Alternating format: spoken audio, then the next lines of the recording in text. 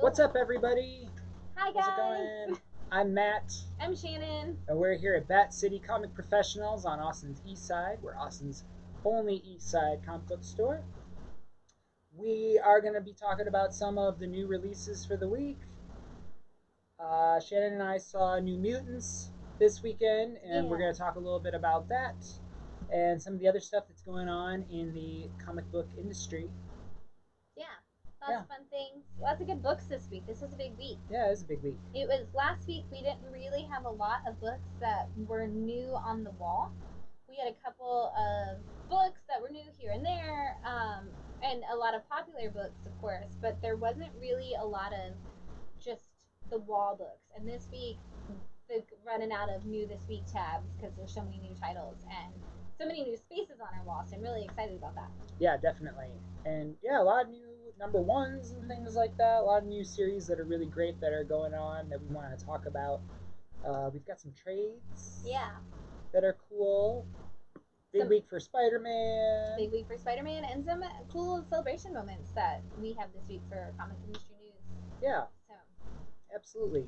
We did a superhero story time. You did a superhero story we time. did, and if you guys missed that, yesterday we did superhero story time. We'll have one more coming up towards the end of the month on October 24th. Yes. Sounds And right. those are in collaboration with Shock the Vote ATX. And if you don't know what Shock the Vote is, they are working to not only bring the Austin community back together again because it is such a creative focused city and that's something that can't really be done as much during all of the COVID situation and with everybody staying home. There's a lot of people creating a lot of cool content, but there's nowhere to showcase it. So they're giving the opportunity to do that, but they're also reminding people that the most important thing we can do right now is be educated and informed and get out and vote. And I really, really love that. And then, of course, the other thing that I was really excited that they're doing is they're also raising money for a lot of nonprofits. And I'll make sure to share the link to the auction, the silent auction that they have going on, which is really like a live stream auction. Um, they are a an internet auction, not a live stream auction, sorry, but they have an auction going on, and the proceeds from that are actually going to different nonprofits throughout the city of Austin. And I know we talked about in the past that Between the Pages is one of their nonprofits that is getting funding from or getting donations from this live auction, not this silent auction. And Between the Pages being a literary nonprofit that is really centered around that Rick Riordan universe. So if you know the Percy Jackson books or anything that's come under the Rick Riordan imprint, they use that as a way to really encourage kids to love reading, but also give them that self confidence and the help and encouragement that they need. But they're also one of the other organizations they're working with is Austin Creative Alliance, and a really, really good one that I'm really happy to see that they're supporting is Out Youth.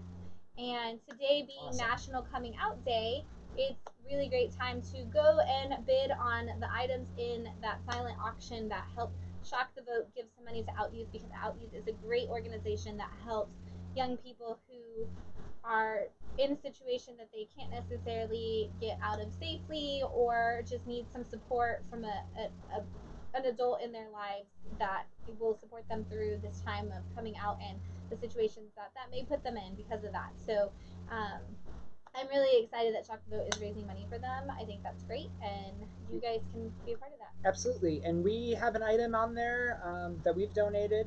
That's a bunch of Baby Yoda stuff and Star Wars stuff that goes along with the release of the upcoming Mandalorian series. And I think there's a gift card in there for the store. There's a Bat City gift card in there for $25. So cool. Really exciting. Right. You can use that to pick up some of your comics and things like that. That's pretty exciting. We also, if you notice, we're wearing matching T-shirts. Yes. Our friend Joanne Betterman made these. She's got an Etsy shop called Black Cat Familiar. Yes. And she's got cool little bath bombs on there. They're little cauldrons. She's got the Hocus Pocus one. It's green. Right. It's perfect for if you want something spooky for Halloween, because when you put it in the water, it does boil over like a cauldron, and then it becomes your bath bomb. But it's in the shape of a cauldron. It's already in a cauldron. Right. Yes. It's a cute idea. Cool. Yeah. And then Megan Hutchison, amazing comic book artist, created this image of Jinx the Black Cat Familiar. Yeah, and Jinx is actually a real cat. So if you're looking to support actual real cats in the industry, Jinx Right. He's a one-eyed kitty. He's a one-eyed kitty that Joanne adopted and has just loved, and now he is the mascot for Black Cat Black Cat Familiar. Familiar, and super cute and adorable. So if you like bath bombs, Joanne sells tons of amazing bath bombs, and also bath wands, and have some really great, amazing scents to them as well. So There's all kinds of fun Halloween stuff on there. Get yourself in the spirit. Go check it out. It's etsy.com / user Black Cat Familiar. It's like one word. Yeah. And either that, or if you're a Megan Hutchison fan, there's our awesome Megan Hutchison t-shirts. These are available on there too, and they're super soft. They are super soft, and Matt is super picky about t-shirts, and he loves this t-shirt. Yeah, so. I'm definitely picky about my shirts. Yes. Wash them cold, hang dry, keep them soft. You know, Forever. yeah, absolutely. Yeah. Which is really cool. Yeah. We got a bunch of people watching. Right, and already commenting. Awesome. BJ said Out Youth is a great organization and they are good folks, and I agree. And he also wants to know if those are new keys on the wall. You'll find out. There are some new keys on the wall. We're going to have a really specific key night tonight because I think most of the keys that are actually up here have been up here. And so some of the stuff that we're showcasing is some of the stuff that we're going to talk about tonight and some of the stuff that's upcoming. Yeah. So we'll definitely do a key segment after the movie review tonight. I want to give a shout out. We're drinking this CUPCAKE wine. It's a red velvet CUPCAKE wine to wind down our weekend. And it is really tasty. It is really tasty. It doesn't necessarily taste like red velvet, but No. it is a velvety red wine. Yeah. Right, it is not a red velvet cake tasting thing, which you would think because it's called cupcake that it would taste like red velvet, but it's like a deep red blend. Right, it's very smooth. Yeah. My sister is watching, and so is my mom. So my sister said hi, mom, and hi, guys. Cute. And bath bombs. Yes, Joanne's bath bombs are amazing. They're amazing, and they're super fun for the season. And they're all handmade, and they're all eco-friendly.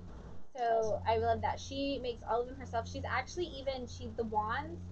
She's doing little holders for the wands that you can get. So if you buy like 4 or 5 wands, whatever it is that fit in the holder, you can get them on like a stand, and she's actually casting the stands herself out of resin. Oh my goodness! And so it's all handmade. It's amazing. Brian wants to know if you got your new tattoo. We did get our tattoos. Yes, we did. They're super cool. You've got yours on your wrist. Right, mine's on my wrist. You can't see because it's a weird angle, but there's a little black cat carrying a pumpkin, just like our shop kitty. Who's watching silently from the side. Judging all of our choices. Yep. I got a cool Scream face. Right, Ghostface from Scream with a little knife, and he's next to my Shining tattoo. So, yeah. Which is awesome. Yeah. Exciting. Thanks for asking, Brian. Yeah, thanks. Yeah.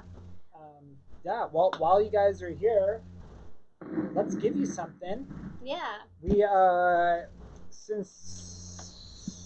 guess there's not really a reason for it. We're giving away an Electra number 1. Right, no reason. Right, no reason. It's just an Electra number 1. It's super cool. Great action-packed cover here. Right. And I guess the question I'll go with for that one is, who is responsible for the accident that gives Jessica Drew her powers? So you guess you have to know who Jessica Drew is. Right. Make it difficult. I know. That was my easy question. Right. Make it difficult for him. Right. I can't tell you who Jessica Drew is, but if you get it, you get this Electra that I don't even know what I wrote. Electra number 1, you're going to get this comic if you can tell me who is technically responsible for the accident that gave Jessica Drew her powers. Sweet. Yeah. Super cool. Uh-huh. I'm excited. I'm very excited. I just had, Cameron, I'm looking for a person, not an organization, if that helps. Because, yes, that is technically who is behind it also. But the character. But I need a person specifically that caused the accident and then tried to fix it. I'm giving you all kinds of information. Man, that wine is good. I know, it's really good. It's really good. I got 2 bottles. I just had a conversation this week with 2 of our friends and subscribers about who could play Jessica Drew in a movie adaptation. And, of course, Matt and I agreed that we would love to see Katie McGrath. If you guys... Yes, Cameron, her dad, and Hydra. I knew you would get both. Bam. In every incarnation of the story. Her dad is always a problem. Always a problem. It's a total jerk. Talk about a toxic relationship with your parents. Seriously. A toxic. Right. I thought it was funny. Yes. Jessica Drew's father is behind, is part of the problem of her becoming Spider-Woman. So, yes. So, Cameron, that's your Electra number 1.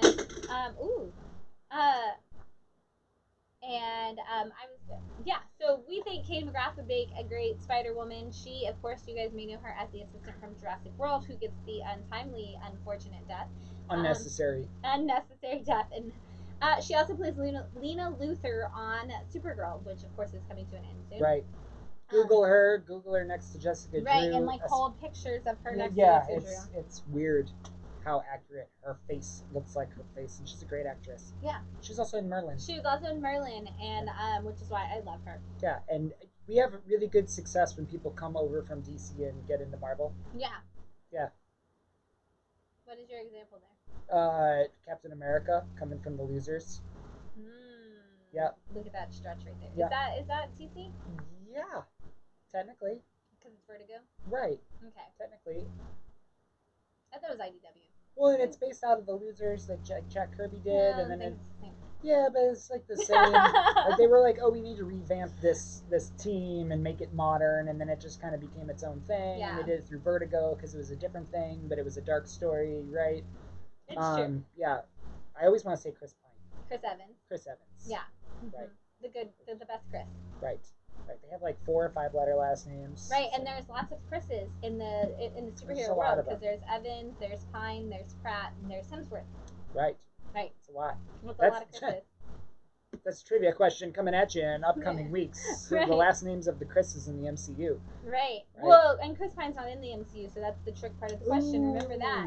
Chris Pine is still in the DC world, right. unfortunately. Marvel. Yeah, right, unfortunately. Not because I don't like Chris Pine. I love Chris Pine. I just don't like Steve Trevor, as you guys all know. He's completely unnecessary to a woman empowerment story of a woman who's wonderful. Yeah, she definitely doesn't need a Steve Trevor. Yes, I like that. Bam said, like how Green Lantern became Nova. We just talked about that at book club. So nice. That was good. I like that. Good one. And Ryan Reynolds says Green Lantern going into Deadpool. Right, which was perfection as casting could go. So apparently. Yes. My sister is drooling over the Hemsworth family right now. Interesting. In the comments. Really? Out of all 4 of them? My sister's favorite would be Liam Hemsworth, and you hate Gale from the Hunger Games so much that terrible character. Yeah, Matt has very. What I love that if you guys know Hunger Games and Frozen, Matt had called Liam's character Gale in the Hunger Games the Hans wannabe words I don't really want to say on the internet. Right. I was like, absolutely. Maybe, yeah. He's all supposed to be super nice boyfriend back home, but you know something's wrong with him. You know. I feel like I learned so much during quarantine. Right. Matt saw a lot of movies during quarantine that he never would have picked up. Catch it up. And Dark Phoenix is the best. All right. Let's talk about some comics. Right. We got all kinds of things to talk about this week. We've got to go fast because we have a lot to talk about. Yes, we have a lot to talk about. We don't want to keep you for 3 hours right, tonight. Which we might. Yeah, that's a possibility. I can't tell you that that's not going to happen for sure. I guess the first things first is we have Getting It Together, which is the new Cinna Grace comic. Getting It Together. I guess talking about Hunger Games, I love that this is the person named Cinna. You like this Friends homage cover, everybody?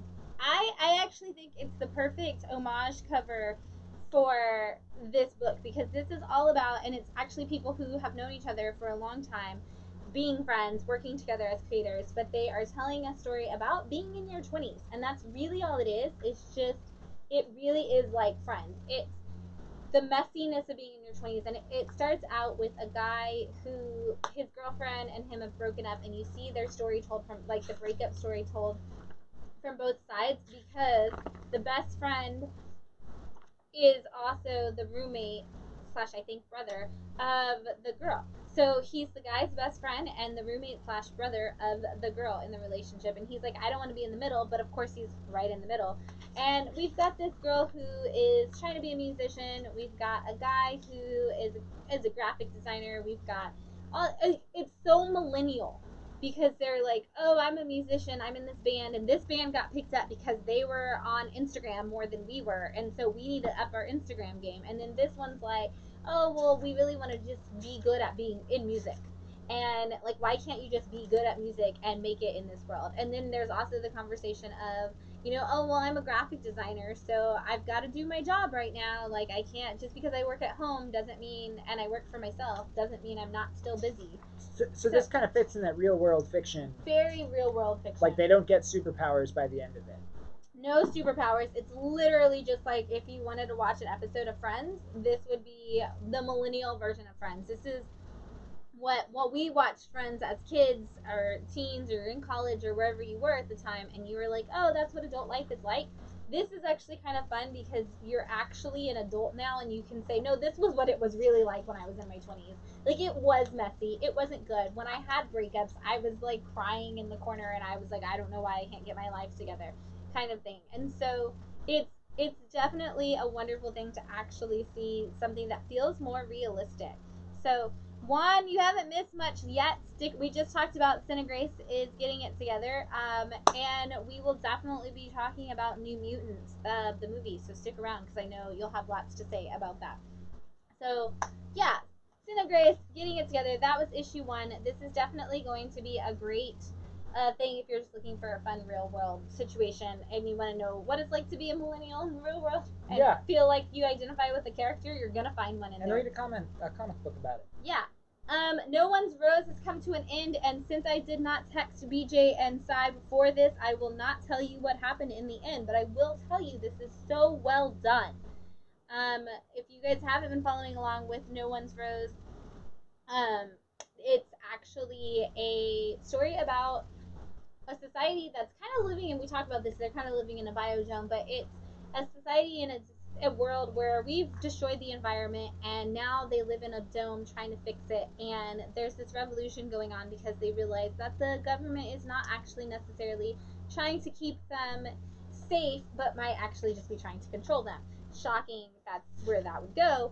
And so it's just a 5-part mini-series, and you have these young people who are like, we need to stand up and do something. It's very YA in the sense that it's like, if the young people, the teens and 20-year-olds don't stand up and say something, nobody else is going to. Really, really great story. And the wrap-up at the end of No One's Rose was so good.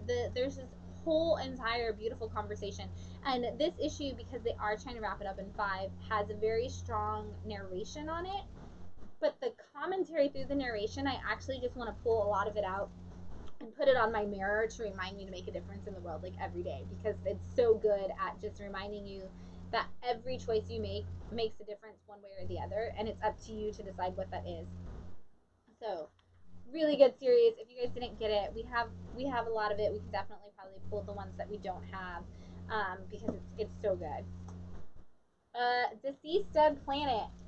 Holy cow, guys! I know I told you that I jumped off the Deceased train and then was like, well, I'll jump back on it, and I'm so glad I did. I read the end of this and was like, holy shit, oh my god. And then I was like, can I spoil it for you? And I totally and completely spoiled it for Matt. And the spoiler was definitely worth it. It made me interested. This is a lot of Jack Kirby's fourth world. If you guys read Mr. Miracle, I know Mitch Durads tweeted this week that if you read, oh my god, if you read Mr. Miracle and you enjoyed that, you'll probably enjoy this. It's got some 9-panel format, even to kind of reference it. There's Mr. Miracle himself and Orion. And we get to see, if you read Mr. Miracle, we get to see Scott and Barda's child in this book. Cool. And so it's really, really great to get to see a little glimpse of that. And yeah, it was so good. Yes, Juan is like, Deceased is so good. Rodney said Dead Planet is so good. Oh my god, yes. If you guys didn't,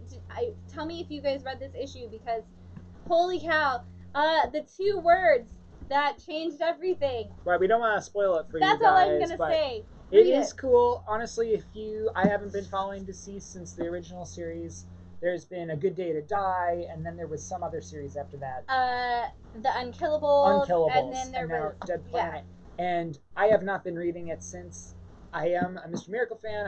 I'm a Fourth World fan. I'm a Jack Kirby fan. This is definitely worth it, at least for this issue. And I don't think you need to read anything else. No, you really don't. Just kind of jump right in. As long as, if you read a little bit of the first series and you know that Darkseid finally got the anti-life equation in that first series, this will definitely make sense to you. And this is the movie homage. Do you know what movie this is? Do you guys know what movie this is? Why does she have a lightsaber? Is that a thing? Is that in the story? No. Okay. Well, and yes, kind of at the same time. So yeah, tell us what movie that is. I feel like I know it, and I feel bad that I don't know. can't recognize it. I don't know. It's the first one where I haven't known the movie. I don't know the one the Detective Chimp cover is from the first series. RoboCop, I think. Was it? Oh, I don't know. I think so. Um, Disaster Inc. This is issue 4. If you guys know Joe Harris, which you might if you read Rockstars that Megan worked on, Yes. this is Joe Harris's new series. It is all about a tourist company that takes people through all of these disaster places. So we see a background story in this one where they actually took them on an oil rig that was abandoned, but they take them to all these places, and in this particular issue or in this particular story, we are seeing them go into a Japan that has had nuclear radiation, and that nuclear radiation destroying Japan has woken up a group of samurai who feel like they failed their mission to protect their home. And so now we've got some ghost samurai, some nuclear radiation problems, and some people trapped in the middle of all of this, and it just gets crazy every time, like every time. So yeah. Oh, it's so good. Oh, it's an homage to the Aquaman movie poster. Thank you. I didn't know that there were that many characters on the Aquaman one. That's probably yeah. what was throwing me. There was like all the sharks and the fish. I remember that makes sense now. Green Lanterns are fish. It does make sense now. Yeah. And this is coming out from Aftershock. Yes, and it's been very good. It was. I'm not surprised it was really good because, it's amazing. Bam, I don't know. She reads about 5 a day. Yeah. At the end of the day. Another big thing is this is a big thing for us. People recommend all the time that we watch shows. And all of the shows that you guys recommend are hour-long shows. We don't have time to watch hour-long shows. Right. We don't watch shows. Currently, like if we watch something, we watch like Melissa and Joey. Yeah. Because we just came off of Sabrina the Teenage Witch. But we have time to watch like one 22-minute episode while we eat dinner and then go back to reading comics and working in the shop. Yeah, so that's why. It's because I'm not watching anything on TV. I don't even, other than the TV being on in the shop for the purpose of them being on for the shop, I don't normally turn on a TV until I go to sleep or I eat dinner. Yeah. So. And in the meantime, read comics. Yeah, so, and I also still don't know how that is actually really a legitimate answer to how I have time because I don't know. Also, usually you're like, damn it, I need to read some comics. Right, we don't sleep a lot either, so there's the other reason. And then another one that I love, Adler. This is another one I've been pitching to you guys for a long time. This is the story. This is kind of an League of Extraordinary Gentlemen, Ocean's 11 kind of thing, but it's all, and I say League of Extraordinary Gentlemen because it's all females from literary stories. So we've got Irene Adler from Sherlock Holmes. We've got Lady Havisham. We've got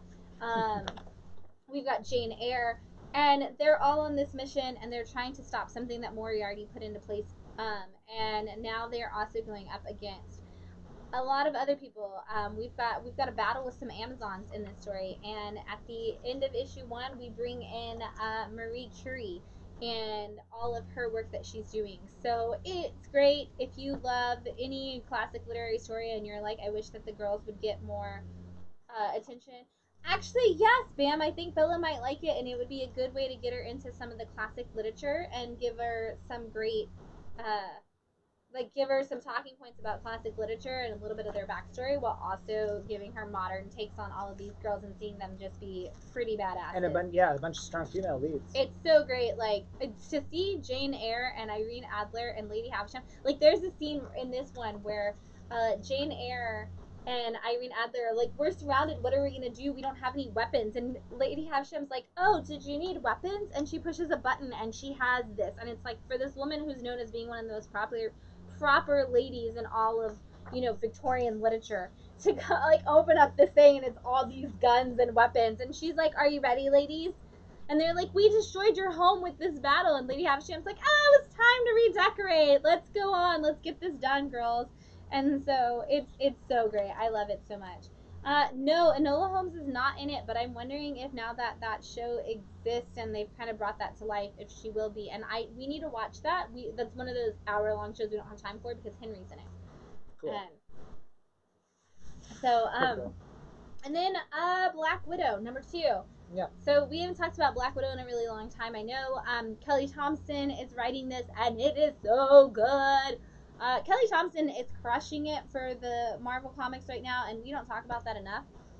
But Kelly Thompson, we know she's doing a great job with Daredevil, but in this Black Widow story, we've got Nat not knowing that she's Black Widow. Something has happened to her memory. I'm not going to spoil any of this. And she doesn't know who she is. She doesn't know that she's Black Widow. So she's kind of living an ordinary life right now. And Clint, Hawkeye, and Bucky, the Winter Soldier, are like, we got to save Nat because she's in trouble. We got to get in there and save her. And in this issue, they go and they're trying to do their undercover and see if they can figure out that Nat is in trouble and see if they can get a sign. And she doesn't even recognize Clint. And Clint's like, she doesn't know. She's either really happy or she really just doesn't know what's going on. So it's really, really great. And all, like, yes, exactly, Rodney. Everything Kelly does is amazing. And this is one of those stories that it's classic comic fun, which I feel like is exactly what Kelly's been doing such a great job of with her stories right now. It's just really making classic comic fun. And it's so good. Yes, and Arcade being the villain, that's such a great twist. And not a twist, you know that from issue 1. But it's so great that we have this. So if you guys haven't picked it up, grab issue 1 and issue 2 and just jump in because they're only on issue 2, so there's still time to get into it. And we get these really cool Alex Ross covers. If you guys know, Alex Ross is doing these timeless variants for pretty much every character. So if you have a favorite Marvel character, chances are that there has been or will be an Alex Ross cover for it. We've already had Captain America and the Fantastic Four and Namor and Iron Man and Wolverine and Beast. And Wolverine came out this week. Beast did too, which I think we're going to talk about in a little bit. Yeah, we have them all here. And next week, I know a lot of people have been asking me, next week is going to be the Spider-Man cover and the Black Panther and Falcon and Jean Grey. And there's one more that's also amazing. I don't know. That Jean Grey one's so good. It's so cool. I can't wait. The Black Panther one's great. Oh, too. that's the one. That's the other one. It's Black Panther. Black Panther. No, that's not the other one. Spider-Man, Black Panther, Falcon, Jean Grey, and one more. I don't remember. But there are 5 more coming out this week. Again, every single character that you like in the MCU. I guess that's not MCU. This is Marvel Comics Universe. Right, you can call it that. Right. It's sure. Marvel Cinematic Universe. Sure. C stands for, but yes. Bam, I don't know yet. Did you just mansplain the Marvel MCU to me? Bam, I don't know yet if she's gonna be saved by the men or stand on her own. But it's Black Widow, and she's never needed a man to save her before, so I doubt she's going to need them now. Let me get a couple more issues in, and I'll tell you if it's good for teaching. Usually, Black Widow is definitely a great one to teach any girl to be strong on her own. So. Yeah. That's all. You go for it. Spyland. Spyland is back, and we are on issue 2 here. This is a story about a spy who lives in the Bermuda Triangle, and she is doing spy things in the Bermuda Triangle. Go ahead. I was just laughing because you said Spyland. Right. If you weren't here for issue 1 came out when we had Megan Hutchison on the live stream, and she dubbed this Spyland. So we have not ever called it anything else. We've never called it anything else. Spyland is great. Spy Island, it is really great. It's from Dark Horse, and we are just loving it. And it's the whole crew that did Man-Eaters, right? With Image, which is a mixed media sort of a thing. So this one also becomes mixed media. There is this island that is shaped like a skull, which is super cool, and you actually get the island here, and you can see where everything is. This is really nice. I like this for any world building sort of thing. We kind of know where we are on the island at all times. You can see down here they're collecting mermaid teeth. A big thing of this is that there are mermaids. There are mermaids. And there's a mermaid conservation group that they go to things for. But in this issue, one of those mermaids eats a child a la Jaws. And I'm going to show you that panel because it's like amazing. 2 pages in. And here is the mermaid coming to kill this child. And of course, it gives all the reasons as to why you shouldn't go hunting for mermaid teeth at night. And the tide comes in and it gets this kiddo. And then the rest of it is kind of to figure out what happened to the child. Are we still saving things? The spy's sister comes in. We're still trying to figure out who she is and if she's good or bad or what. It makes you feel like a spy a little bit. A little bit. Yeah. And I love these things. Like there's the menu for the drinks in there because it is that Chelsea Kane Man-Eaters kind of thing. So you do have a lot of the mixed media, and on the back is always an ad for something fake, and I love it. I want to read one of these. These are the drinks that are available on the island, and my favorite is the Chardonnay Garden, which is 50 ounces of Chardonnay in a pineapple topped with a fruit salad. Yeah, I love that one. But it has some funny ones too. That one's not funny enough. The Virgin Seaman. Many ships have sunk on our beautiful beaches. Celebrate the dead with this non-alcoholic cocktail. It comes with a collectible skull recovered by native divers. 1 part orange crush and 1 part grenadine. Served in a skull. Which is really funny. And then, of course, she makes the joke. She's like, I just drank 4 pineapples worth of Chardonnay. Yeah, and I would love to. And there's a Kraken incident that we found out about that killed 52 people in like 1929. And so there is a Kraken memorial. Apparently, I'm still trying to figure out the universe, but it seems like the Bermuda Triangle and the tourist department like exists now Yes. in regular life, and that's just a place that people Yes. go to. But you have to watch out for all of the terrible All of things. the things. Yeah, because So on the there's all back, these tourist ads. don't let sand fleas ruin your tan, and you got to keep your sand flea lotion with you. Yeah. It's a really, really, really, It's a really fun book. I love it. It's really so much fun fun. Brian said it's Spidey, Falcon, Black Panther, Jean, and Colossus this week. Colossus, thank That's you. the That other is one. the other one. Thank you so much. Because the Colossus one is sweet too. Yes. Yes. And Bam, yes, I will put aside Adler and Black Widow for you. And Ronnie says, ooh, fun, Killer Mermaids. Yeah. It's super Definitely. fun. Another one that I'm going to toss your way. Yeah. Firepower. I didn't read issue 4. Actually, I only read through 3.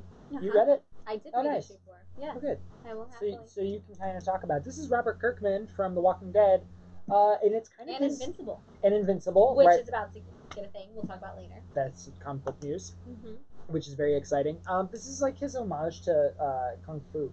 Yeah, it really is. Yeah. And we're starting to see, as we get into issue 4, we're starting to learn a little bit more, because I love that in issue 1 we have no idea why these people are after him, unless you read the graphic novel. So they had a free comic book day title that was supposed to come out that was going to be an actual original graphic novel that kind of led into this. And because, of course, that didn't happen. Well, the graphic novel came out. The graphic novel came out. Yeah. But so but there wasn't like a free comic book day tie-in. It wasn't any of that. So if you missed the and we graphic have the free novel, comic book day one. If you guys want free comic book day firepowers, we still have them. But if you missed the graphic novel that came before the free comic book day tie-in, it doesn't matter. It literally does not matter. You do not need to read that. That is it's great if you want to. It'll definitely give you more background, but I loved coming in without it, because I was like, who are these people and what is going on and how do they have firepower and what is this martial arts that they're doing and where are they from? And it's a great, like, a husband and wife, and they're just trying to raise their kids, and suddenly they're being attacked by ninjas. And it's been so great to kind of watch it unfold as I read it, because I feel like I'm as lost as they are as to, like, and I know I'm getting these memories as they're getting these memories, and it's really well done. It's a lot of fun, and also we're getting to see a lot of the heart, because this issue 4, one of the things I loved about it is the conversation wasn't really about anything that's happening. Yeah, don't show that page. The conversation isn't really about what's happening with the people attacking them and everything, but it's kind of about the fact that the main character, the father of the story, he is, he was a part of this ninja training, and he went through all of this time, and he had a love that he worked within, and we're starting to piece together what happened to her, but we know that he lost her. And now he's been with his wife, and she's a police officer, and they've been together, and he's trained her, and they're there protecting their kids, and they're doing all this stuff together, and we see... And training their kids. Right, and training their kids. And we see in this issue where he says something about his past, and even after being together for 15 years and knowing this, all of this surfacing at one time, she gets kind of like, I don't know that I can handle this, like, everything that's happening. And I feel like whenever these moments happen, I feel like we're just back in that time period, and you're still more in love with her than you are with me. And so he has to have... I've not gotten there yet. Right, and I'm not going to go too far with that. But it's a really good conversation, because while all this is happening, all this is going on, you still have this human element to it. We're also a married couple.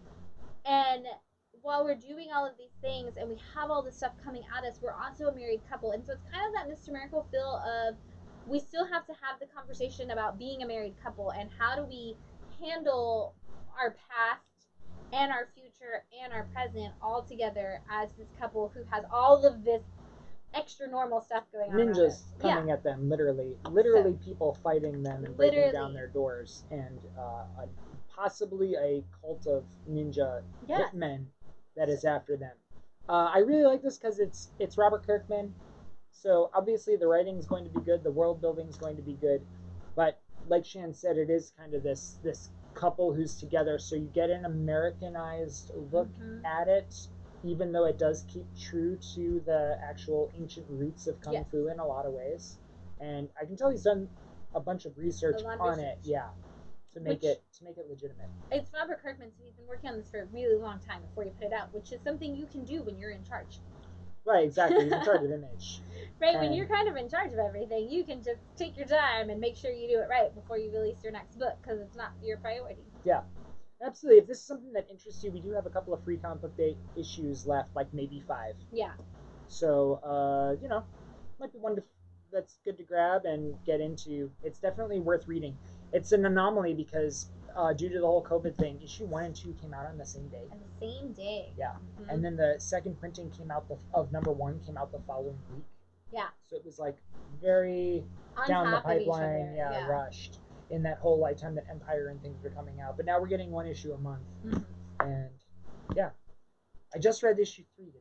I'm very excited. Thanks. You're Thanks. I know I don't want to talk too much about issue 4 because it's very good. Good. This is so Ahoy Comics. We spent a lot of time talking about Second Coming on this show, so you guys know how we feel about Second Coming. And a lot of you guys bought Second Coming. A lot of you have bought Second Coming, and I hope you enjoyed it because it's such a great story. People keep coming in. Somebody came in this week and said, "Is Second Coming back yet?" Right. I don't know, and I can't wait. We don't know. We're all waiting. We're waiting just as bad as this you guys is very are. similar, huh? But this is Ahoy Comics, and this is it's Penultiman. And I could be saying that entirely wrong, but Penultiman. And he is the son. He's from the future where everybody has these great magic powers, but also they are all super smart. It's like if Brainiac ran the future and everybody was a Brainiac. Is really what it is. It's like everybody in the future is Brainiac, and except for this one kid who's born, and he's kind of just like Superman. He's kind of just like, I'm super strong, and he's not dumb, but he's not Brainiac. And they're like, hey, we can't have you here anymore because you're bringing down the curve. So they send him back in time to our time period, and now he's like this massive superhero. And he's so smart that he has like an AI that he's built himself, and he has like a partner that's just an artificial intelligence version of himself. And he's trying to have, it's so great because in the very beginning, he's like, hey, supervillain, like, what if we just talk this out and we work on it together? And I see, like, there's probably something else bothering you. Like, it's probably just not about this. And it's funny that you did that. That's like what he's doing. What he's doing on the cover. But it's so he's trying to like have this conversation with the villain, and of course he's also solving the problem at the same time. But all he really wants is to like make his family proud, so he can go home and like prove that he's like a smart, super powerful hero. And he goes back. They call him and they say, we need you because we really just need brute force to defeat this bad guy. We can't figure it out. They're just as smart as we are. So he goes back to the future and he's like, my family loves me. They need me. And his artificial intelligence is like, bro, they don't love you. They're going to use you. And he's like, no, they need me. And then he gets, of course, like this whole thing where he goes back into the thing. And so it's kind of fun. It's great commentary. It's definitely very Ahoy in that they're having this, like, oh, we have superheroes, but like exactly what Juan just said. Oh, so we dumb. That makes sense. It's kind of a commentary on that, and like the commentary on talking it out, and the commentary on like, is brains versus brawn, like what's more effective, and are you really, if you're strong, does that mean you don't have emotions? Like it really gives a great toxic masculinity conversation. Because here we have this guy who's known as like the brute force, and he's like, I just really want to talk it out. Like, sounds like a commentary on Brian Michael Bendis' Superman. also sounds like a commentary on Brian Michael Bendis' Superman. Yep, absolutely. Which, you know, is Everything this at the a same point. artist as Second Coming? It really looks It like. really, really looks like, and I'm gonna be honest, I don't know. You need to do your research. I didn't do my research on that. I don't know if it is or not. Yeah. But Looks like it's the same thing, and from what you're explaining to me, it sounds like if you liked Second Coming, you will like this. you'll like this. At least the commentary of Second Coming. Mm-hmm. Absolutely, this might be a good outlet if you're looking for more of that sort of a thing. Yeah. And there's some really great. They have these like full scale like stories in the back that have nothing to do with it. Like there's just these Next little one off one-off stories in the back of the thing that are actually prose form stories, and they're really, really good too. And there's one. Can I say this really fast? The first one is how to field trip a George Foreman grill, and it's hilarious because it's like, hey, if you're fighting fascist people, you can use your George Foreman grill to help you. You might need that. It's really great information.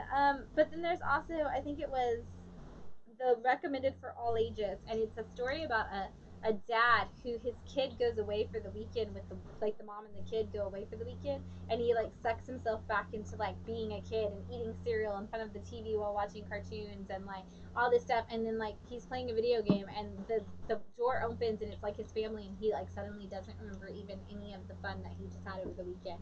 So it's like a nice commentary on like being an adult and having like you let go of stuff and like letting it back in. So Richard Pace is the artist of Second Coming, then it is not the same artist. This is actually Alan Robinson.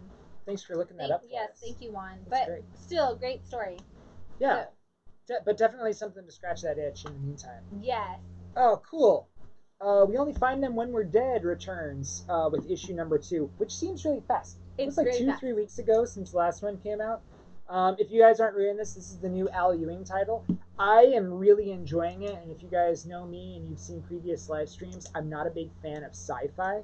The thing that they're talking about that they only find when they're dead is these giant space gods, and it's very heavy on ship lingo. We were talking about this. Jeff, what was that word that you used? He said water-based. Oh, maritime. Maritime. There's a lot of maritime dialogue, a lot of port, starboard, 8 bells and all's well, right, sort of stuff, which is really neat. But it's these space pirates, I guess you can call them. That's a really good description. And they're on autopsy ships, and they fly and they find these dead space gods, and they harvest the meat off the space gods to sell on a black market, kind of. But there are regulation rules. It's like the regular market. Yeah, it's a regular market. Illegally taking parts of the. And it's a dangerous job, and there are only certain parts of the gods that you're allowed to harvest. Mm-hmm. And if you're there's the regulation police kind of things flying around these gods too to make sure that these space pirates aren't taking parts of the eyeball and things like that. And I guess there's more nutrients in the eyeball. So this in issue 1, the crew of 4 on this small little autopsy ship flies in and digs out part of the cheek and goes to sell it. And we find out that they're up to something that could be a little more. Which I guess I can say this is issue 2. In the end of issue 1, they're like, let's go find a live god. Right. And I feel like that's not a spoiler because it's called We Only Find Them When They're Dead. So you assume they're going to try to find one when they're living. There you go. That's safe to say. Yeah. I do want to open it up because the art is gorgeous. The art is really, really pretty. Yeah, for a sci-fi book. I guess what I mean by that is the coloring is really, really pretty. Who is the colorist on this book? Not hi-fi. Not hi-fi, but it is so bright it could be. Logo designer. Color artist. Mary Sada Miyati. There you go. It's really, really, really fun. Again, I'm not a big sci-fi fan. I don't like space stories, but I do kind of like maritime stuff, especially after reading Jaws. Right. Jaws really got me into the maritime lingo, and this is a lot of that. It's very repetitive because the ships that they're on, they say that they have ears because the council is constantly listening to them and listening in on their conversations to make sure that they're not doing anything illegal. But it is a super fun sci-fi story, and I think for me, the world is small because the first two kind of revolve around this one dead god. Yes. But at the same time, I'm excited to find It's out what gonna the be rest really of the big. universe is. Yeah, another thing that they do in the beginning of each book is there's a double page, we only find them when we're dead title card, and it says Book 1, The Seeker, Issue 2, Yes. why Right, so important. So we're only in book 1. We're only in There's book gonna one. be like saga to this, like a saga of this. Exactly. Or they're going to do like an AWA upshot sort of a thing and only put out 5 or 6 issues, and that's going to be book 1, and then we return for book 2, and book 1 becomes the first trade. Right. And then they just name it book 1, The Seeker. I'm excited to see where it goes. We're starting to get into some kind of intership drama that's going on between the characters. We're finding out who they are. Again, there's only 4 people on this ship, and they're being hunted by one police. Right. There's also an interconnection there, which is the part I told you. For me, that was the thing I was most intrigued by, because I was like, what is this connection that they have? And just the emotion behind that connection was one of my favorite parts, because we saw like this emotion develop. Like we saw backstory in issue 2 that kind of gave us a little bit of emotion between characters, but having that one ending scene that really like started to tell me like, oh, there's something good and bad coming from this connection, and I really want to know more about what it is. Yeah, Bam, I definitely think if you're fans of Serenity / Firefly, you would really love this. Definitely. This is exactly in your wheelhouse if you're fans of Serenity and Firefly. Definitely. It really is. And if you're also kind of into that kind of smuggling space trade federation kind of stuff that Star Wars has a little bit, and kind of these space politics of a new world. Like, we don't think about harvesting gods for meat and resources, but when they come across the gods, they are beautiful, and they say whenever we find them, they're beautiful, and we only find them when they're dead. And so now they're kind of venturing out into deep space to see if they can find a living one, and I'm excited to see what happens. I'm excited to see what the world is like.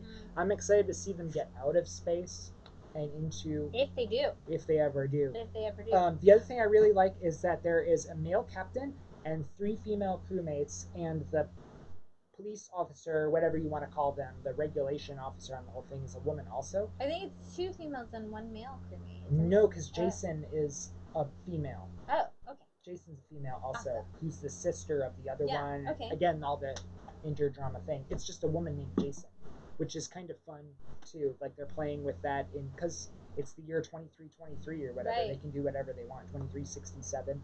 I thought that was kind of neat. Take a male name, make it a female name. Things evolve down the line. And I do like the cast of like strong female-based crew, and the captain guy is like, well, I'm only kind of in this because I'm just sending that. There's a lot in there. Read it. It's great. Especially if you like Al Ewing.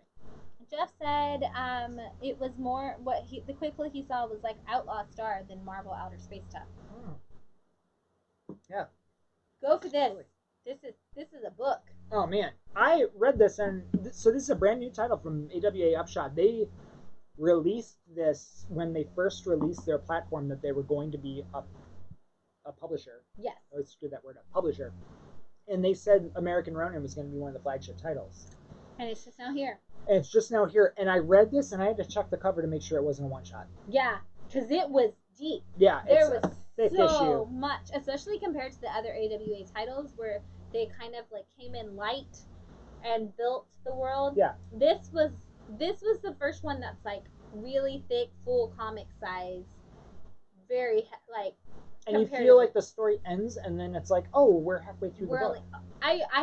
I never do this, and Matt can testify to this. I actually put a bookmark in it and was like, I have to come back to this tomorrow because I don't have enough time to read the whole thing because there's so much in it. Right. And there's that time with how many comics Shannon can read in a day. She actually had to put a bookmark in. And be like, I'll make this part of tomorrow also. Right, because I couldn't finish it. There was just so much. And I can see why they wanted it to be part of their flagship because holy cow. So the guy is a Ronin, and he's from America, and he's in Hong Kong, and he is out against this businessman. Right, I guess to back up even further, they've kind of realized that it's not governments that have power, it's business. Imagine that. Yeah. Imagine that. Imagine that. Yeah, corporations own the government. Right. So he goes for the corporate leader Mm-hmm. and wants to take him out. But at the same time, the guy is heavily guarded and protected, and his guards have been trained since they were 10. Fortunately, he's been trained since he was 6. Right, I like that Yeah. smug comment. Yep. They've been training since they were 10, but I've been training since I was 6. And he kicks the guy in the face. Yeah, it's awesome. Yeah, it's great. And I like that he does kind of have a superpower, and they talk about how in the letter in the back they talk about how all the Ronins of the world kind of have some sort of superpower, and his is empathy. If he gets a bit of your DNA and consumes it, kind of like Chew, if he gets a bit of your DNA and consumes it, he can kind of assess something about you. And for him, it's he can literally have empathy towards you. And what I love about that is it really makes him a character who does his job and then instantly regrets it, because he's literally stepping into it, and he's getting empathy for you. So while he's using that empathy as a way to manipulate the situation and kind of use it to get to what he needs to destroy the person he's against, he's also in completely engrossed in empathy and feeling who you are, so that when he does destroy you, he's like, I feel really bad because I also have that feeling. I know what they felt. And that's definitely the twist of this book, is that this Ronin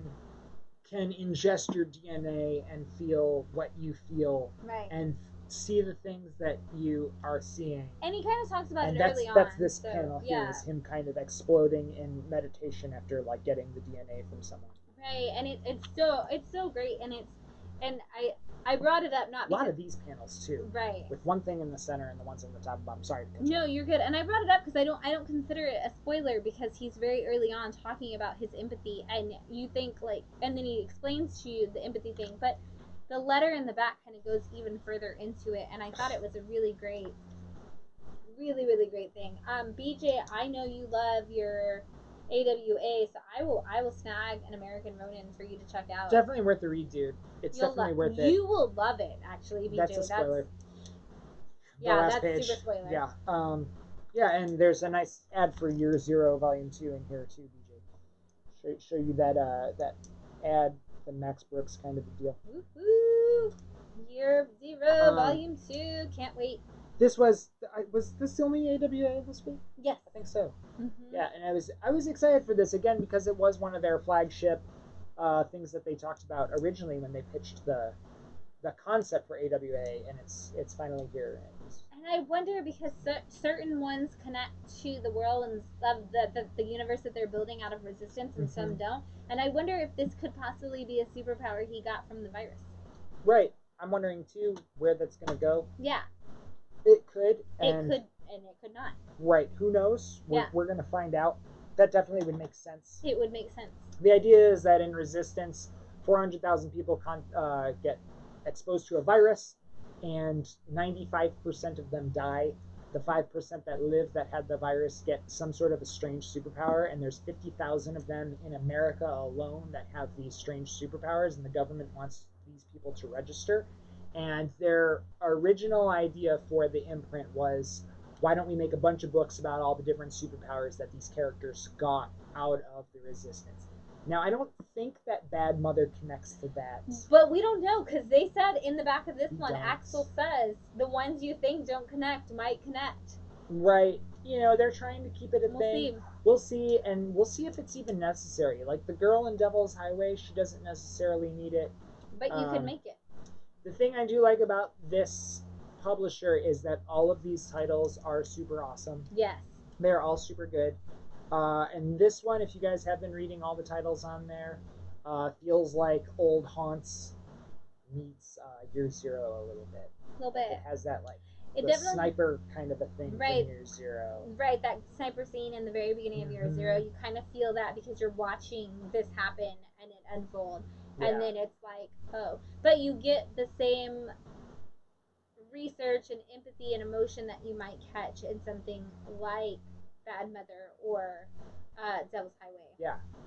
And again, kind of the mob-based kind of conversations from old haunts. Yeah. So good. Good imprint. Everything that's on here, again, AWA Upshot titles. If you run into one and you see a number one of them, just grab them. You're because gonna like no it. matter what, yeah, you'll probably get a kick out of it. They're real world, but they're also visceral. Yeah. And deep.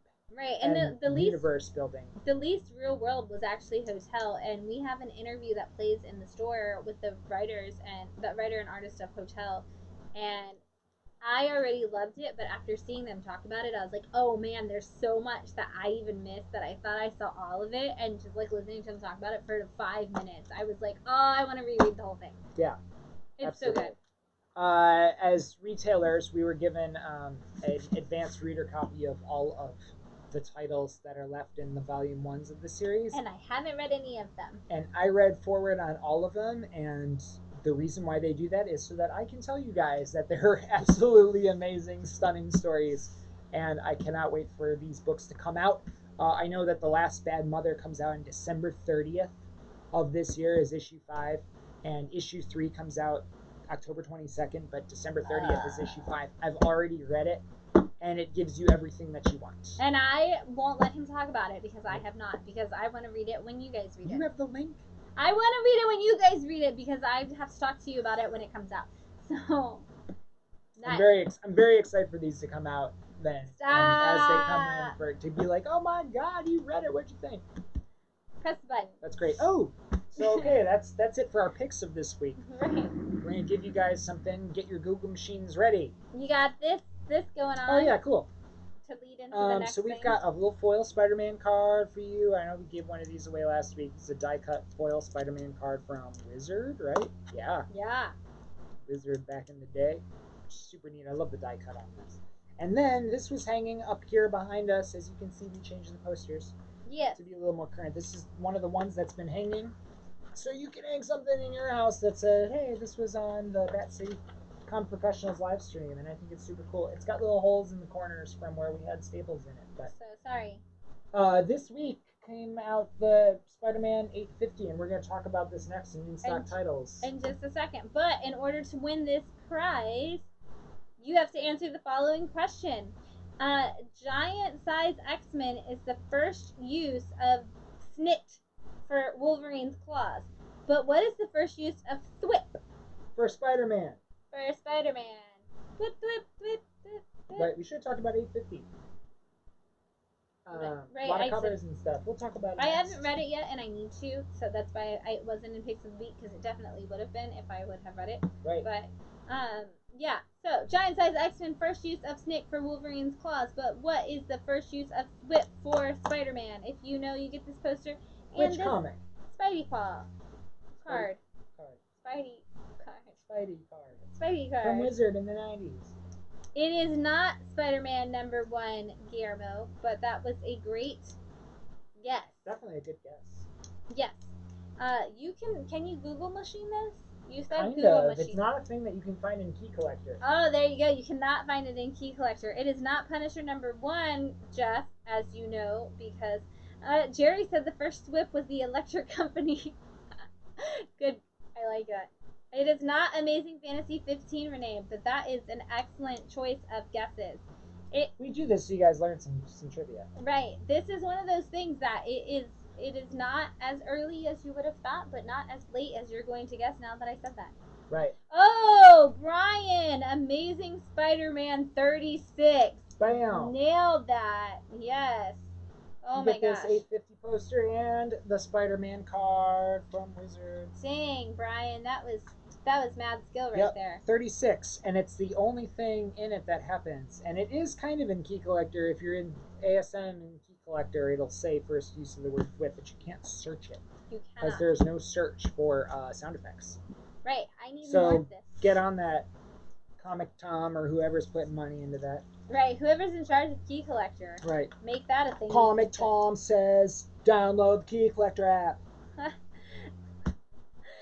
Apparently that was the president telling you that Comic Tom told you. Comic Tom talks like the president sometimes, okay? Actually, he sounds like that dude, Tom DeLonge. Oh, yeah. He looks who also makes comic books. Yeah, sir. He does. He looks like he him looks too. like him. I was like, well, him that too. just It's I like Tom can't. DeLonge with glasses. Right.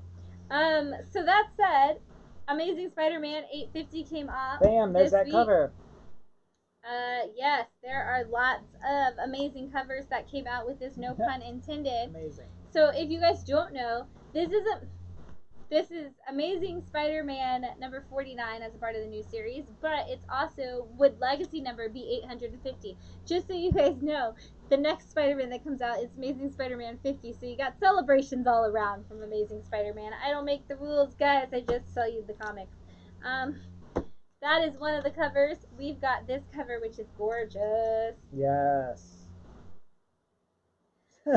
Cameron. Right, Cameron, you can't tell the difference. It was, oh my god. Trump would be definitely like lower or something. I don't know. Yeah, these are great covers.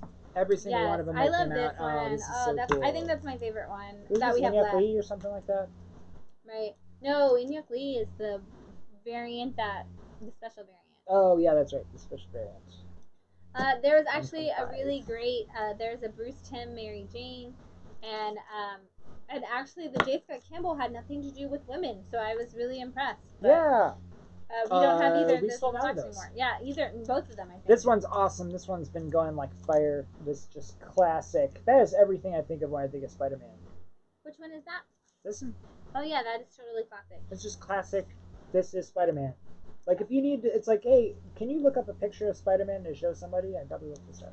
And this one's done by Gleason, and I love Pat. Oh my gosh. That's so nice, and it was such a great move to jump the time. I will absolutely answer this question again for you, Bam. So Spider-Man, Marvel renumbers every time a new writer takes over for the most part, or a new series starts up. So if the series kind of dies and they start over, or if a new writer takes over and is going to tell a different story, they start over with number one. So we have lots and lots of number ones. I'm not going to go too far into that because I feel like that's mansplaining. But it is the current series of Spider-Man that's running, that has been going on with Nick Spencer, is at number 49. But Marvel also likes to run its legacy numbers so you can keep up with where they are if it would never have changed the numbers since the first issue. Yes. And if you come in here to Bat City, our comics are arranged by volume. So we've got volume 1, which is going to just be, the first run until it kind of ended. And then when they restarted at a number 1, that starts volume 2. And then volume 3, volume 4, I think Spider-Man's on 6 currently. I think so. And so, but if they had continued volume 1 the entire time, we would be at number 850 on Amazing Spider-Man, not including Spectacular, not including Peter Parker Spectacular, not including Scarlet Which is the Spider. same. Right. All of that one's the same. Peter Parker, Spectacular Spider-Man, and Spectacular Spider-Man. They dropped the Peter Parker eventually, and then they brought the Peter Parker back. Like Brian calls it, it's just called Spec Spider-Man. It's Spec Spider-Man. Yeah. It's Spec Spidey. Spec and ASM. Spec and ASM. Yeah. Cameron said he was really unimpressed that J. Scott Campbell didn't have nothing but ladies on his cover. There were not even ladies on his cover. There's no ladies on the cover for the first time ever on a J. Scott Campbell. I actually thought the Bruce Timm cover was the J. Scott Campbell cover because it had a lady on it, and I was like, the Bruce Timm was a little more racy this time. Yeah. Which Bruce Timm's been doing in his old age. This is back. This is back.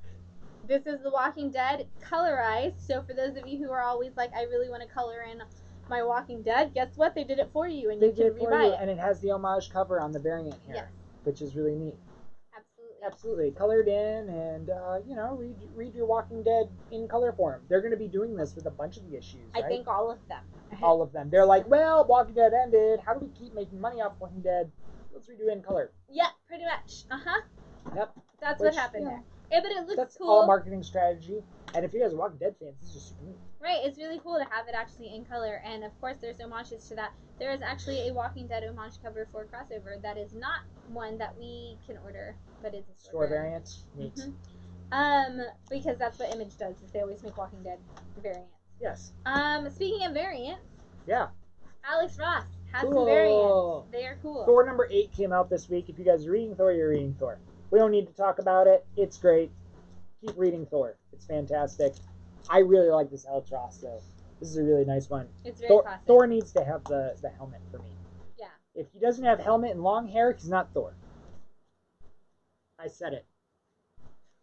Sorry, Donnie. Iceman. Iceman is on. He's got it. Donnie's got a beard on him too. Right. He looks super Viking. Super cool. I'm talking about that Chris dude. Here is Iceman. Be an Iceman. Pretty cool. I've been asked if that is the Silver Surfer one. It is not. No, the Silver Surfer, they actually changed the angle so he's not facing forward and his reflection is in his surfboard, and they did that because they actually look too close together. Look too close to the Iceman. Here is the Wolverine in that, they call it the Uncanny suit or whatever you want to call it. Jim Lee suit. I have the X-23 suit in the same colors. Yeah? Mm-hmm. That's awesome. And Beast. Yay, Beast! Yay, Beast! As you can tell, we are getting a bunch of X-Men every week. Yes. Because we're getting Jean Grey and Colossus next week. And because they're pushing X of Swords out really fast because Empire was delayed, so then X of Swords was delayed, so now it's all kind of like, hey, here's X of Swords. Yes. Get it. And if you're reading X of Swords, this is Wolverine is part 3 and X-Force is number 4. I guess I should say the actual name of these. This is Wolverine number 6 and this is X-Force number 13. Part 3 and part 4 of X of Swords. And Wolverine has a new adversary, and they appear in both of these. Both of these. BJ, if you guys are speculating, they are spec books right now. We are sold out of cover A's. Yeah, sorry guys, sold out of cover A's. BJ wants to know if Wolvie got in his box. Wolvie did get in your box, sir. And again, Alex Ross. We're giving you all Alex Ross X-Men. All the time. Something we don't talk about very often, but that has still been ongoing and that people are loving is Buffy, the Vampire Slayer, is still ongoing, still with Boom, still doing amazing. Jordi Belair is actually doing it, and it's really, really good. So you guys should check it out. There's also a Willow series, which I know I also never bring up, but is blowing people's minds. It's super good. Speaking of things, if you're reading, you're reading. Batman? Yes, Batman 100. Yes, that is actually, yes. The Wolverine cover was also done by Alex Ross, who did the other covers that we had just mentioned. There is 30, maybe more Alex Ross covers that are coming out in total. Yeah. I want to say 44, but I don't know. Just to backtrack a little bit, so we're getting there. If you have a favorite Marvel character, there is one of these covers either already out or coming out soon. So definitely get these. We're going to redo, I know a lot of you guys talk about our facsimile wall that we've got up here. We're going to redo that wall when we have enough of these because they're all so pretty. Alex Ross is the artist on these. He did Marvels. What was that DC book he did? Kingdom Come. Kingdom Come, which is gorgeous. Unbelievable. Both of those books are fantastic and solidified Alex Ross is a huge artist in the comic book community and part of history. There is, again, if you have a favorite Marvel character, they are doing a cover for them. We need to get the actual mural picture that he took all these, that he did in the Marvel office that this came from, and rebuild the mural when we build the wall. Rebuild the whole Rebuild the whole mural. We also have the one per store that launched the entire thing, which is for Fantastic Four Antithesis or something. There's one per store that has like the full body of a bunch of these characters, Black Panther and Black Widow and Captain America and Iron Man and stuff on there. We do have that in stock also. We never really talk about the one per store stuff that we get in, but we do get those. We do. And if you guys are looking for them, reach out to us, especially if you know one's coming up on the horizon. Yeah. Batman 100's out. This is the Medina cover. It is not Tom King on 100 like it was originally supposed to be. This is still James Tynion, who is responsible for one of the greatest comic books in the world. So, which is Wind, by the way, if you guys are drinking along at home, apparently. Right. Wind. Right, Wind. So good. But yeah, this is like, we're still looking at Fallout from Joker War. We're seeing all the stuff that's happening.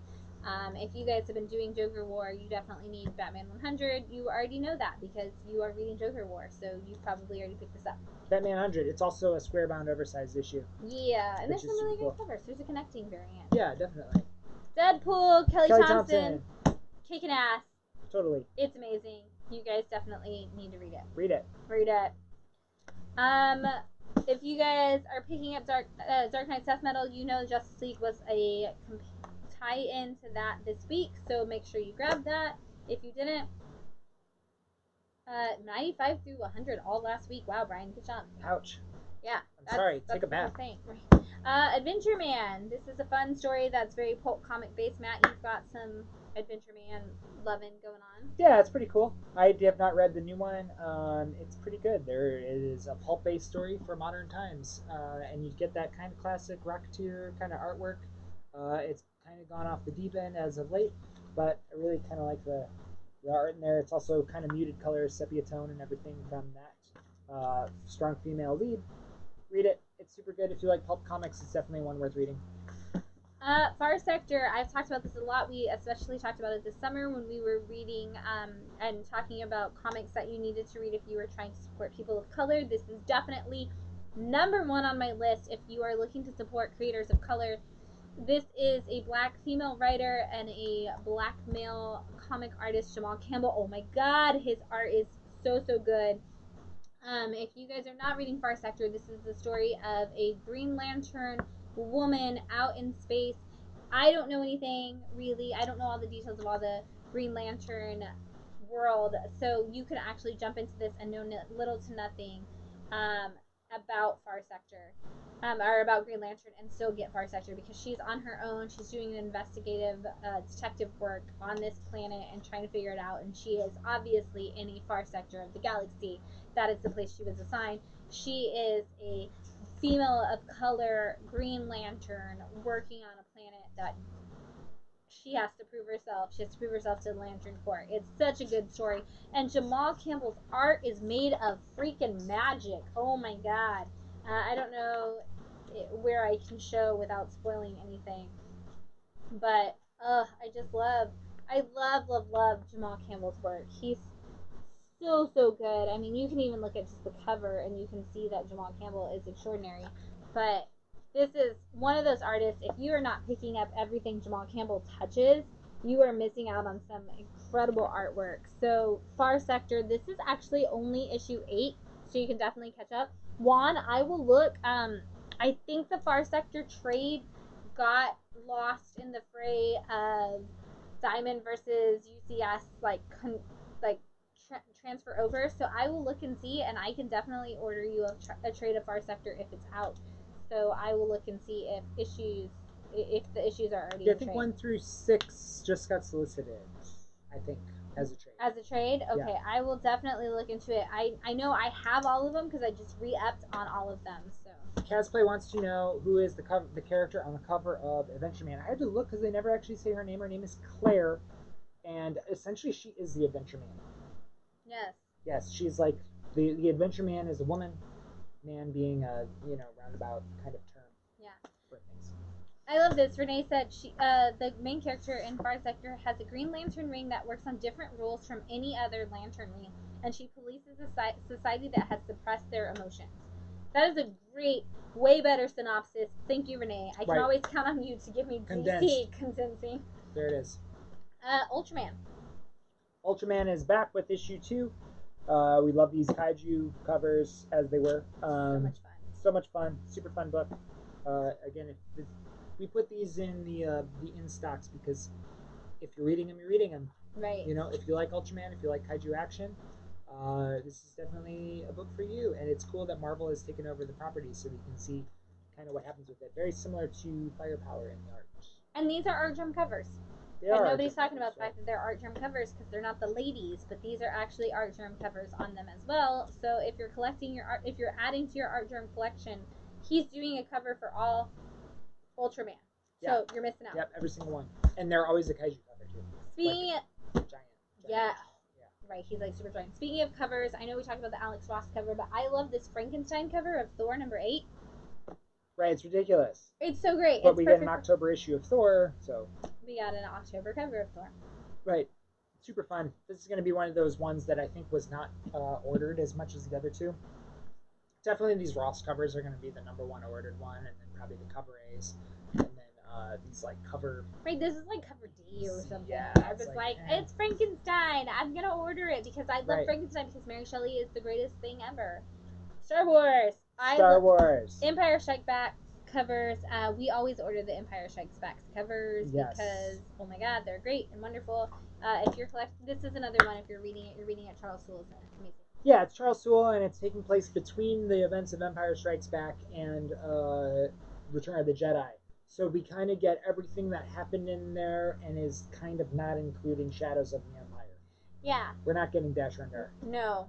But it's all the other stuff that happened. We have an interview, and this is sorry, it made me think that sorry to cut you off, but we had this interview with Chip Zdarsky talking about Daredevil, and one of the questions that plays on our playlist in the store, and one of the questions that was asked was, did Charles Soule teach you how to be a lawyer? And Chip Zdarsky responds with, no, but he taught me how to love. Right, taught me how to love again.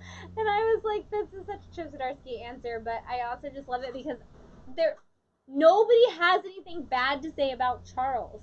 Like, there's just not, like, nobody's ever been like, oh, that Charles guy, he's terrible. Like, so it just, right, we met him, works. He was very nice. He's very nice. He's very nice. He's very direct, which I appreciate. Right. He's very nice.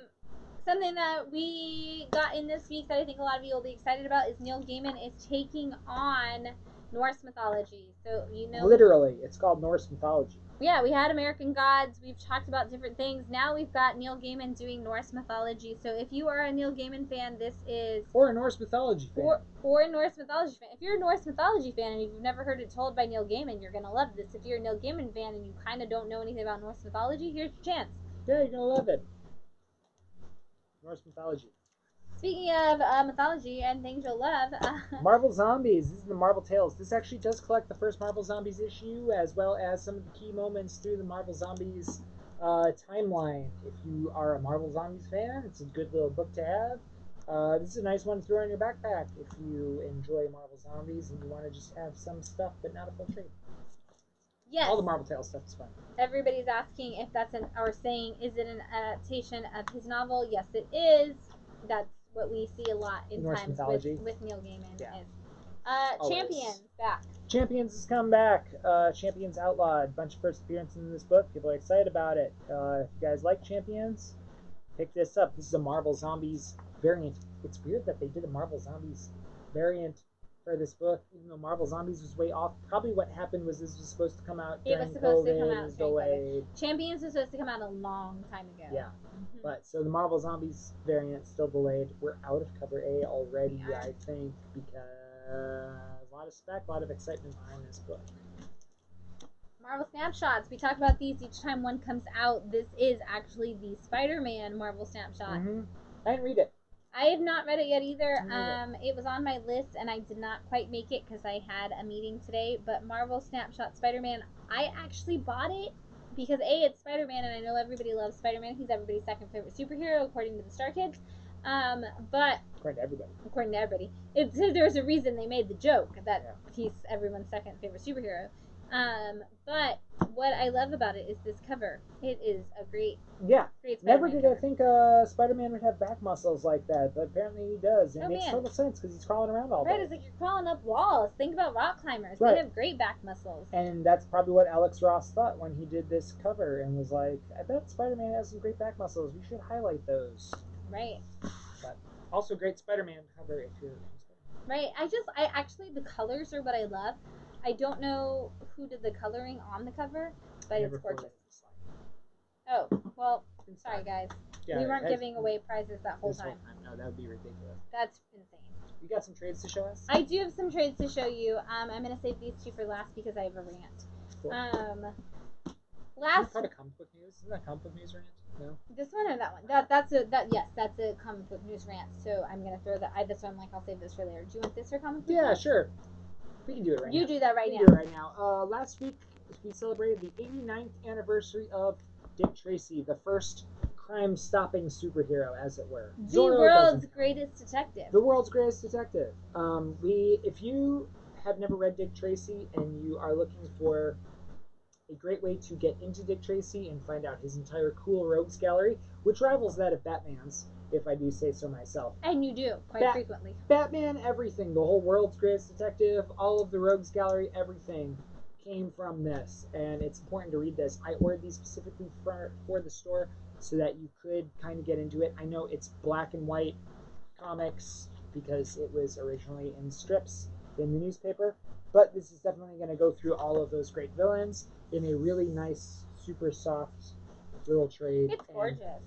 The fun thing that I like about Dick Tracy is that since it is strip format, they've never really had a time span of how long it had to last for. So some of these stories are like 6 months long, and you get a strip every single day for it, which is, it seems like a lot, but when you're only reading 4 panels across the thing, it really flows fast.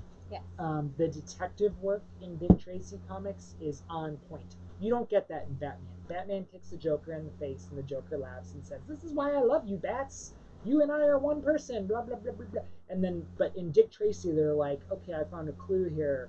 Where do we trace the clue to?" And then that clue traces to the next one, and they actually do legitimate detective work. This is a great place to get into it. Sorry. No, you should absolutely, being that it's an anniversary, go on. It's my jam. Right, that's Matt. 89 years. That's Matt's thing. Yep. Yes. Casplay said that Dick Tracy book's so big, anyone who finished it gets the nickname Floppy Fingers. And Brian said, challenge accepted. Yeah, definitely. It's you should see The Fourth World Omnibus by Jack Kirby. But also great way to like name something that sounds like a Dick Tracy character. Totally. Totally. Floppy Fingers should definitely be one of the Rogues Gallery. I don't know why it hasn't already. Right, Floppy Finger. Right, we have 88 Keys, who's a piano player, but an evil supervillain, right? 88 Keys and, Prune Face and the Blank and the rest of them. Which, so good. And the Blank is fun because it's, instead of a yellow jacket, it's a black jacket. And instead of his face, Madonna. it's a blank face. It's not Madonna. And it's like the first Bizarro. Every single character has their Bizarro. Spider-Man has Venom. Yes. And Batman and Man-Bat and Superman and Bizarro. Dick Tracy and the Blank. Every single one of them has it. The Blank is really the first big Rogues Gallery villain from Dick Tracy too. Before you end up getting all the flat tops and the rest of them. Sorry. No, yes, Floppy Fingers would be a terrible piano player. Floppy Fingers. I wanted to bring this out. We haven't talked about this in a while. This is Middle West number 1. Middle West is a story that I absolutely love. It is a Scotty Young written story, and it is all about dealing with the storm within. We see a little boy who literally has a storm inside of him, and it's a hereditary thing from abuse. And oh my god, it just ended. It's such a good freaking story. Good lord. We always talk about Scotty Young as an artist. Nobody's talking about Scotty Young as a writer ever. And that's a mistake we've made because it is such a good story. If you guys did not jump in on Middle West, please do now. You can get this volume 1. So freaking good. I love it. Middle West number 1. Yeah. It looks like it's for kids. It's not. It could be for kids if you don't mind your kids hearing bad words and seeing abuse. Hex Wives. This is something that we both love. This is one of the last titles that came out on Vertigo before Vertigo was canceled. In fact, this book kind of ends without an ending, but kind of could be an ending if you think of it in terms of the modern American open ending. Open ending, yeah. Modern American open ending is a way to put it. Yeah, this is a coven of witches who have always destroyed the patriarchy over the course of all of history. Descendants of a coven of witches? They're kind of just the witches still incarnated. Yeah. And the men are tired of these women destroying the patriarchy, so they trap them in a 1950s style world. And as each one of the women realizes they are a witch, we see things start to happen, and it's wonderful, and it's perfect in time for Halloween and election season. Yes, absolutely. It's very Truman Show. The girls are put into a Truman Show world and raised there so that they don't know that they have magic powers. But they're witches, so obviously their magic powers come to them naturally, and things just start happening, and they figure out who they are, and they decide to kill everyone who put them there. Yeah. Who is a bunch of white men. Yeah. And the art is done by Mirko Andolfo, who is doing the Mercy series right now. And I know we've talked about Mercy and how beautiful it looks a lot in Hex Wives. If you like how beautiful that series is, you're going to see a lot of that in this. And Ben Blacker is a very sweet man. He is awesome. Yeah. Megan was like, oh my god, Ben wrote that. I have to. Right, it's so good. Yeah, it's so super good. Yeah, it definitely has that open ending. But this was the reason why I personally was mad that Vertigo ended. This book was killing me. Same. We fought over the issues with it. We would fight when the issues would come out over who got to read it first, and I was very, very angry that Vertigo was ending because I want more of it. And AT&T, because you are listening, because we're on your internet right now, and I know you're paying attention to everything we have to say. Yeah. Bring back Housewives. Give us more. I will take it forever and ever and ever and ever because it's so freaking good. Mm-hmm. Do something to thank comic book stores for all of the trouble you put them through, and bring back Housewives and Vertigo. Right. That's not my Shan soapbox. That's coming soon. Don't you worry. Right. We're not there yet. Black Magic. While we're on it, Greg Rucka, Nicholas Scott. Oh, so good. Oh Killing my it. gosh. It's still an ongoing title. We've got volumes 1 and 2 in trade, and then the issues pick up right where volume 2 left off. This is such a good series. This is a woman who is actually, she is a witch. She comes from a line of witches. There's the whole history of her magic in this, but she's also a police detective.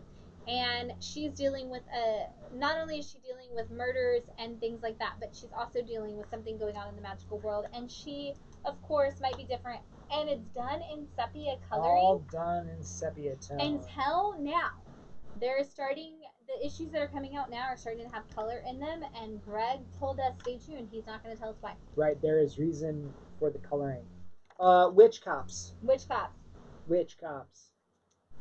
What a great concept. I love it. If you need more Witch Cops, there's also, oh my god, I can't remember what it's called now. The new one that's out that is Secret Service? No, that's not what it's called. There's another magic one. Right. Is Secret But that's the something. British version. Yeah. It's the British version of the same thing. Anyway, and then I just wanted to bring some 50% off trades to you guys. A couple that we've kind of mentioned before is we have Gamora, and this is actually classic Gamora issues. It is not just even though it has a modern day Gamora on the cover, this is an actual old school Gamora issues from Jim Starlin and stuff. Yeah. Yeah, so great. Is the other one called Cop Witches? It should be. Right. And especially with Moda coming soon. Right, you need to catch up in some classic stories. We also have Mockingbird, which is another one that we don't do. And this is, and I brought this specifically because this is Chelsea Kane writing Mockingbird. So we talked about Man-Eaters and Spyland this week, and this is actually Chelsea Kane writing Mockingbird. So if you need somebody who's known for all of her amazing feminist writing right now, writing a diagrams, other things, diagrams. Yeah, this is it. Mockingbird, it's great. And these are all 50% off. Those are all half off, and we just did Nova #1 in book club, and we do those True Believer book clubs and things like that. And so I wanted to bring, we have 2 50% off Nova trades. I wanted to bring those and show them to you guys. We ended up talking about, obviously the first issue of Nova is Richie. It's Rich Rider. Rich Rider. And these are Sam's issues. Yes. Which we were talking about Sam's, the second Nova. And this one is the Tale of Two Novas, so I believe it has Rich and Sam both in it. Cool. So it's a nice little crossover. But if you guys are coming out of book club and you're like, man, I wish I had some more Nova, but I want it more modernized, Sam's Nova is going to be where you want to pick up. And we did talk about the difference between Rich and Sam and things like that. And if you guys read that issue, you enjoyed it, but you were looking for that more modern version, this is definitely the way to go. This is volumes 1 and 2, right? No, it's volumes 1 and 6. Oh, 1 and 6. But it's fun. Right, they're there. They're there. They're half off. It's great. Yeah, absolutely. Books and things. Trades and whatnot. Giveaways for you guys. That's that one. And this is going to be a cool one. We are giving away a cover A of Detective Comics 1027. This should have been our final prize. Right, I thought it was, but it's not. It's not. So it totally should have been. But it's like, it's the size of a trade. We just talked about this. This just came out 2 weeks ago. And I loved it. It's, once again, better than the Catwoman 80th anniversary, and I'm not pissed about it at all. Not at all. Not even a little bit bitter about the fact that... This is the wraparound cover, too. Yeah. Don't be bitter about it. Not bitter. Not bitter. It's fine. It's totally fine that the Catwoman 80th anniversary was the worst one, and that it came out during COVID, so they didn't put any effort into its release at all. But whatever. It's fine. It's fine. It's fine. Big Catwoman fan, too. Pretty hurt by it. But that said, we still got this Detective Comics 1027. We're going to give it away to you guys if you can answer this question. What do we get? It's amazing. The question I'm gonna go with is I'm gonna go with the hard one. And it might not be because I know Juan might know the answer, but who is the artist who did a Tomahawk with Donny Cates and is also credited with helping to create Cosmic Ghost Rider? So if you can tell us who that artist is, I didn't write down the answer because I didn't need to, but No, absolutely not. I hope not. Who was the artist on Tomahawk, Donny Cates' Tomahawk, and also credited to creating Cosmic Ghost Rider? You get this. Detective Comics 1027. And Juan, I did see your message. We will save those Nova trades for you, buddy. Sweet. So yeah, if you guys don't know, look it up. Use your Google machines. Find out who the artist on A Tomahawk by Donny Cates was, and who also helped create Cosmic Ghost Rider. Look, Nigel just tuned in, so let me repeat that question one more time. If you know who the artist who did A Tomahawk is, Does that count? can you give me a... Oh, ooh, tough, because we don't have a last name from Brian, but we do have a full name from First Juan. name from Brian. We don't have a first name from Brian. Right, but we do. What if we throw them both one? We can give you both. We'll give you both one. Yes, Ian Betterman. He is... Ian is amazing. If you guys aren't following him, you can follow him on the internet at Wonky Tiger. He is phenomenal. He is actually in A Tomahawk. You'll see a character who looks very much like Cosmic Ghost Rider riding on a motorcycle, and that is actually the sketches that they gave when they created Cosmic Ghost Rider. Right. So Ian was telling me that one of his big things that he did was the bubble around his head. He's like, man, if you have flames on your head, that doesn't make sense in space. You have to have a bubble on there to contain those flames and at least have some sort of an oxygen in there that'll keep those flames going. And I'm like, you're a man of science. I like the way you think. yeah. And he's like, cool. If you guys also, if you are fans of Tomahawk, Ian does sell resin replicas of the Tomahawk that he has hand painted in his studio. Yes, he molds them and then paints them himself. So if you want your own Tomahawk, you can actually get them. And yes, he is a badass tattoo artist. I know Matt is gonna get I'm getting a Mr. Freeze from him on my arm. He is the tattoo artist above Spider House Cafe. There's a little tattoo shop up there. Has a little neon sign that says tattoo. Ian is one of the artists up there. He's starting up in the next month, he said. Gonna start taking appointments again. He showed me one of the Tomahawks. He put little hair on the top of it. Oh my god. There's like a little fuzz on there. It's pretty neat. And another shout out to Joanne Betterman for making these t-shirts. And she is under Black Cat Familiar on Etsy. That is Ian's wife. She does bath bombs and bath wands. I was like, what is the word? Bath wands, right. Bath wands, and they actually come with a spell and everything. So if you need something, if you want to know how that wand can help calm you down when you use it in your bath ritual, she actually gives you all of that information with it. She is also hand casting holders for your bath wands if you get an entire set. Amazing. They are perfect for Halloween because they do have cauldrons. It's so wonderful. And I love both of them, so please support them. Local Austin artists. You can find both of them. Joanne and Ian can be found at Wonky Tiger on all social media, and Joanne can be found at Black Cat Familiar for all of her stuff. They are both wonderful, wonderful people. I love them dearly. And Joanne is a part of Hades Ladies, which is me, Megan, and Joanne's group of ghost hunting females. So I love them. Super fun.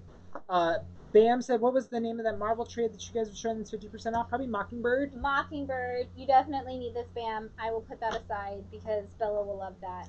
Jeff says that the tattoo shop is haunted. That is definitely true. That is definitely true. It's a haunted tattoo shop, and it's above Spider House, and it's super cool. And Grab a coffee. Night Owl Podcast did a whole special on it if you need to hear about it. There you go. Guillermo says, love the hat. Thanks, man. And yes, Brian, it is Royal Legion Tattoo. So yeah, Royal Legion. Yes. Juan, if you're not already following Joanne's Etsy shop and stuff, you should definitely check it out because I know you also love the witchcraft, and it's a great way to like blend spells and stuff into your bath bombs. So it's a really amazing thing, and it's just really wonderful. Juan also has an awesome Etsy shop and yes. Redbubble shop and stuff. And drop your link in there, Juan, and let all these people see your awesome designs and things like that. Yes. Super sweet. So many good ones. Juan is constantly doing stuff. And Juan's been doing, you can also share your Twitter in there, Juan, because Juan's been doing a great, the Cartoon Network version of like an Inktober kind of thing. I don't remember what the Cartoon Network one was called, but Juan's been doing it so you guys can see some great art and support Juan and ask for t-shirts, because if you say you like an art and you want it as a t-shirt, Juan will definitely make some great t-shirts out of that for you. For sure. Yeah. Yes. So I guess we're gonna get into this. Do you want some more wine? I would love some more wine. Cool. So you guys, we went to a movie theater. So there's like a two-part review here because we need to review the idea of going to a movie theater, Yeah. but also we need to review the movie that we saw. Absolutely. So we really wanted to see New Mutants. We really, really wanted to see New Mutants. First Class, I did not think was going to be one of my favorite superhero movies of all time, and it's in my top 5 favorite superhero movies of all time. You know this. I love X-Men First Class. Days of Future Past is fine. Apocalypse definitely captured the spirit, though I have most of BJ and I were talking about this last night. I have most of the same complaints that you guys have. And we love Dark Phoenix. We love Dark Phoenix. Great story. Great story. We are all about the story. So New Mutants finally came out. Oh my god, we have to see New Mutants. We have been trying to find time and find a safe way to do this because it really was the flagship movie released during COVID. That was like, hey, new movie, and we searched all of the streaming platforms for like, can we just buy it to rent it? Jeff said that today. He's like, if it was just on Amazon and I could pay full price for it, I would. And the problem was that also didn't go to drive-ins.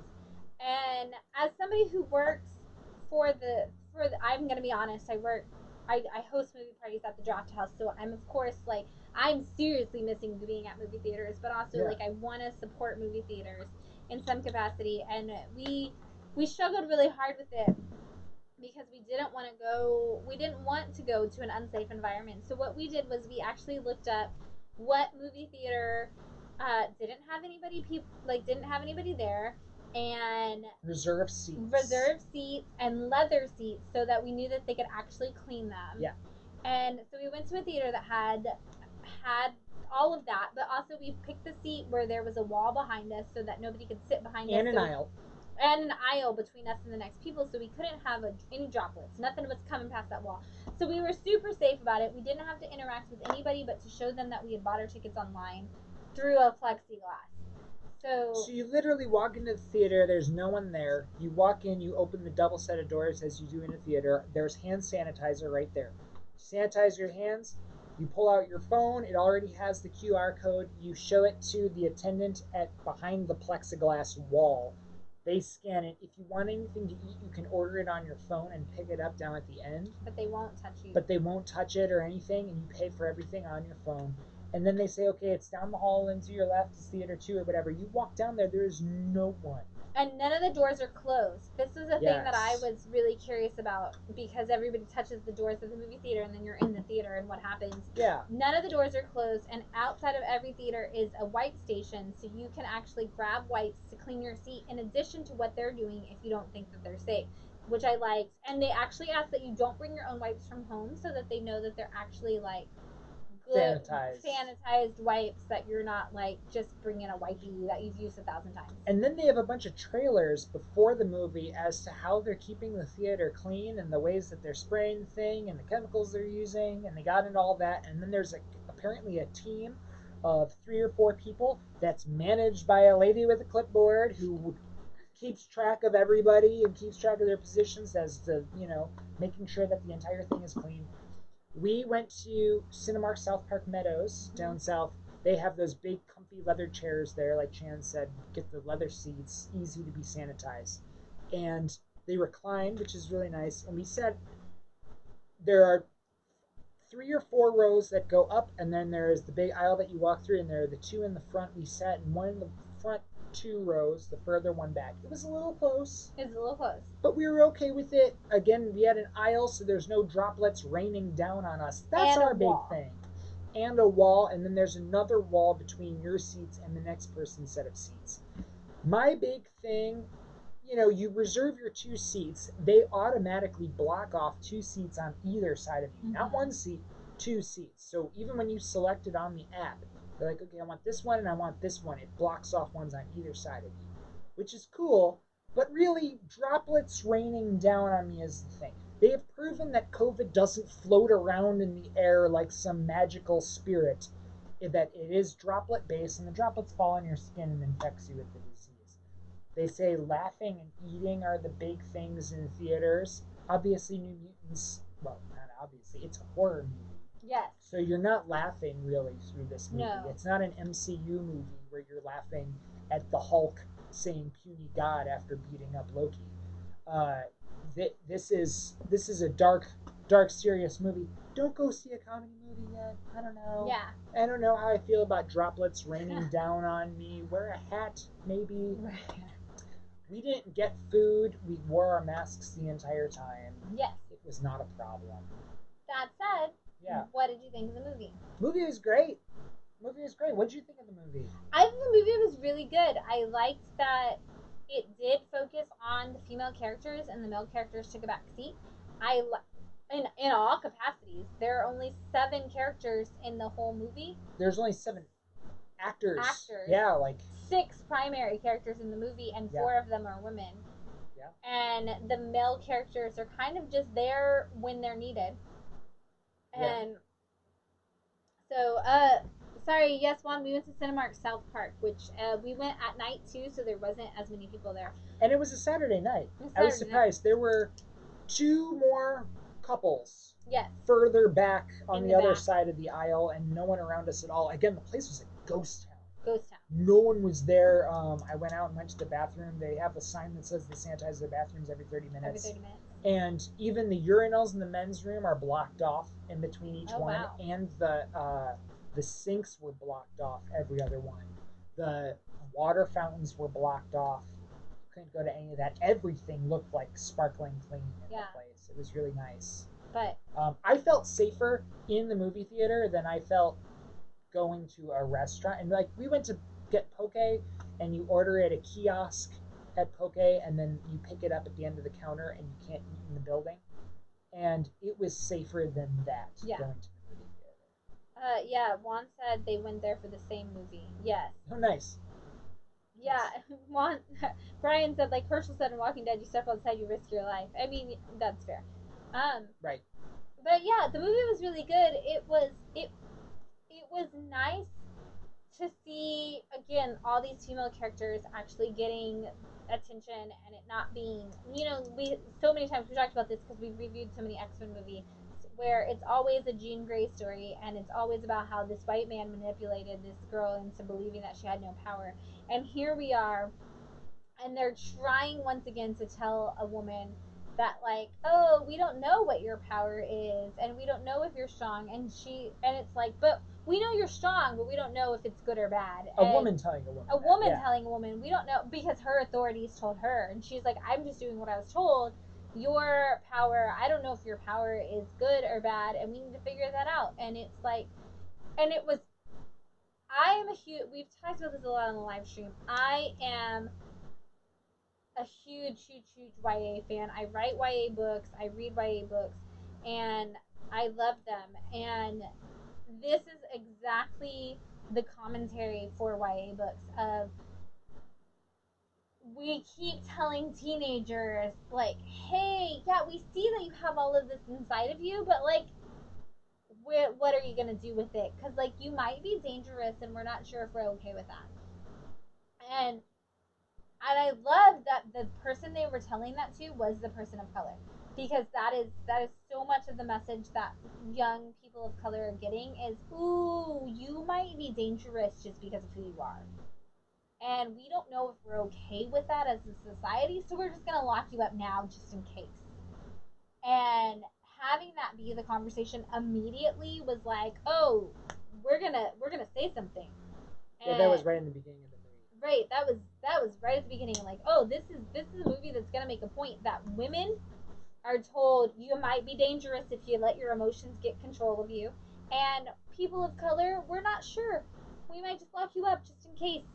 And to give both of that, like to give this woman of color this immediate, like, ooh, yeah, we don't know about you, and that being the whole point of the story is her like coming to terms with, do I listen to society or do I just unleash the beast within? Yeah, and even if you take like all that is amazing, and I love that they put all that in. Even if you take all that out of it, this is a story about 5 kids who all have their powers, and they're kind of like being led along on a string. Like, okay, eventually you can be X-Men if you learn how to harness your powers, but it's up to you to kind of find out what they are. And Sunspot doesn't really know what his power is yet or how he can activate it. Mm-hmm. Like Cannonball does. Yeah. You know, But he feels Magic like it's bad. does, but he feels Cannonball like it's bad. is made to believe They've his all power is had bad. trauma. Every Yes. single one of them has had a major trauma, and I kind of threw out this is a horror movie. Yes. We're talking about the trauma that happened to 5 Yes. of these people, and they're all in these really bad places in their lives, and they've all had these terrible things happen to them, and they're all beginning to get exposed and come to them.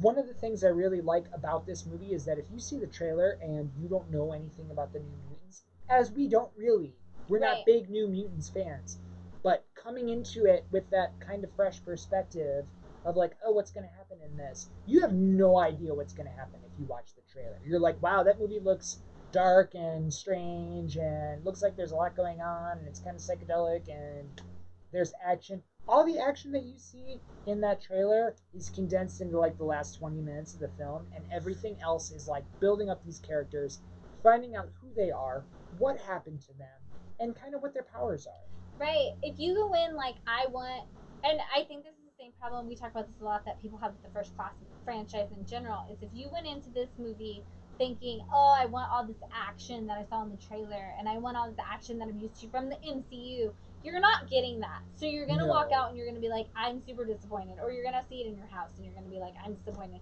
The 20th century movies have all done that too. They're all the new ones. The new ones, yeah. They're all like, oh, here is a bunch of character development. Here is a bunch of backstory.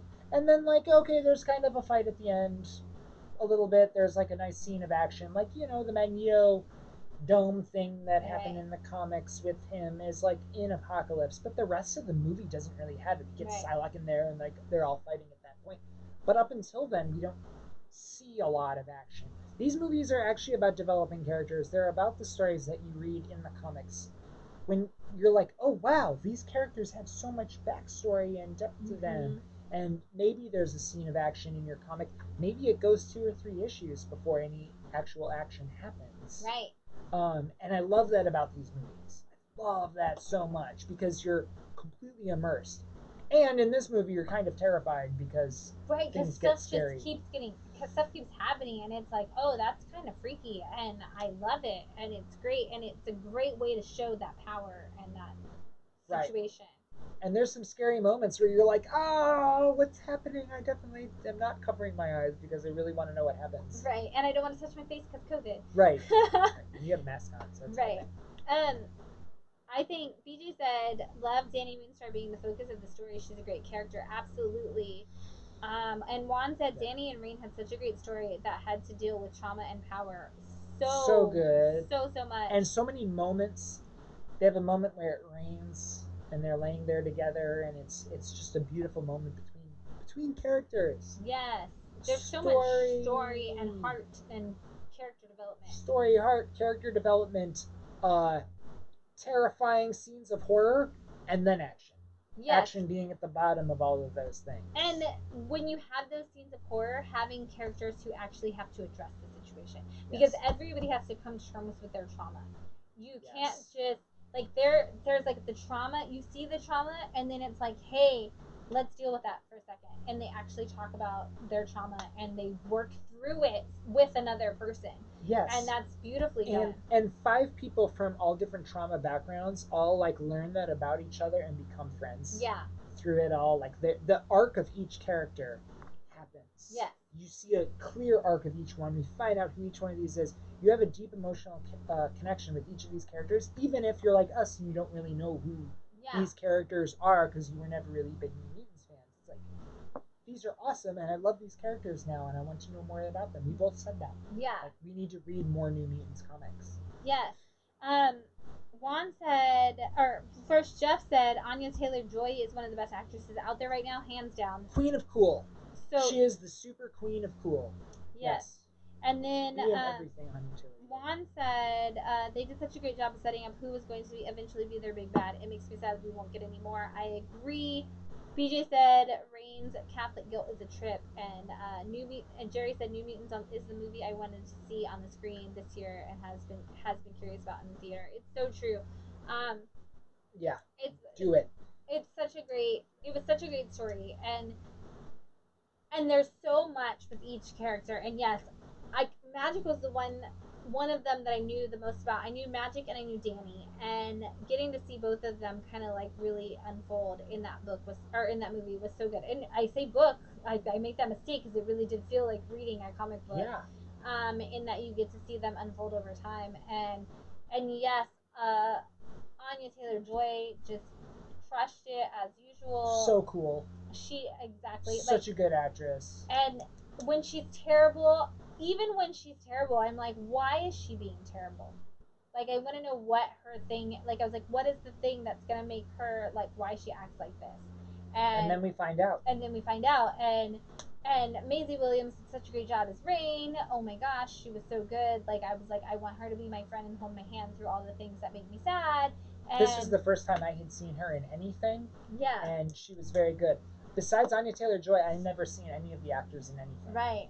And so it was also very fresh in that. It's like watching Star Wars for the first time, where you're like, oh, we kind of know who Harrison Ford is, but no, we don't know who anyone else is in any of these roles. Mm-hmm. And it's very fresh and feels like they are the characters because you're not trying to relate them to something else. Right. Also, the CGI in it ends up kind of playing a role at the end of the movie. And if you guys have ever seen one of these live streams before, you know that I hate with a passion live stream. I think it's a cop out. CGI, not live stream. Right. Yeah. You know that I think CGI is a cop out. Yeah. And that they throw that in there and it's like, it's cheap. You know, use puppetry, use practical effects. There are some things in this that you would probably not have been able to do with puppetry or practical effects. There are some things that could have been, but they wouldn't have fit into the greater picture of it all, as it were. I don't want to give away any spoilers. I know. I'm like, even the practical effects that they use that I talked about with you, that I love that they did that instead of going like full CGI. I think it makes a huge difference in that you still get the emotion and the connection with the character because it's not overshadowing that. Definitely. It only lends its hand when it's needed. It's not like we're CGIing over Josh Brolin's face. Right. There's none of that sort of stuff in it. Which, if you watch last week's live stream, you know that we hate that. We hate that. You hire an actor to do a job, and a huge part of acting is nuance. Nuances in the eyes, and the lips, and the eyebrows. And these kids did that. And these kids did that. These kids are awesome actors. Every single one of them. Even if it's like, oh, you're kind of like downplaying the role, it's like, oh, that character would be like that. Like even the guy that played Roberto, like I was at the beginning, you're like, I want to punch you in the face, but then you're also like, but why are you being so machismo? Because there's like a reason why you're acting like that, and like what is it? And we're gonna find that out. And then when you do, you're like, keep going. Right. And then the person who seems like the most evil is also the most childlike, and you're like, oh man, it just. That whole character, it's a movie of character development. It's a movie of character development. Mm-hmm. And especially if you're doing a movie about trauma.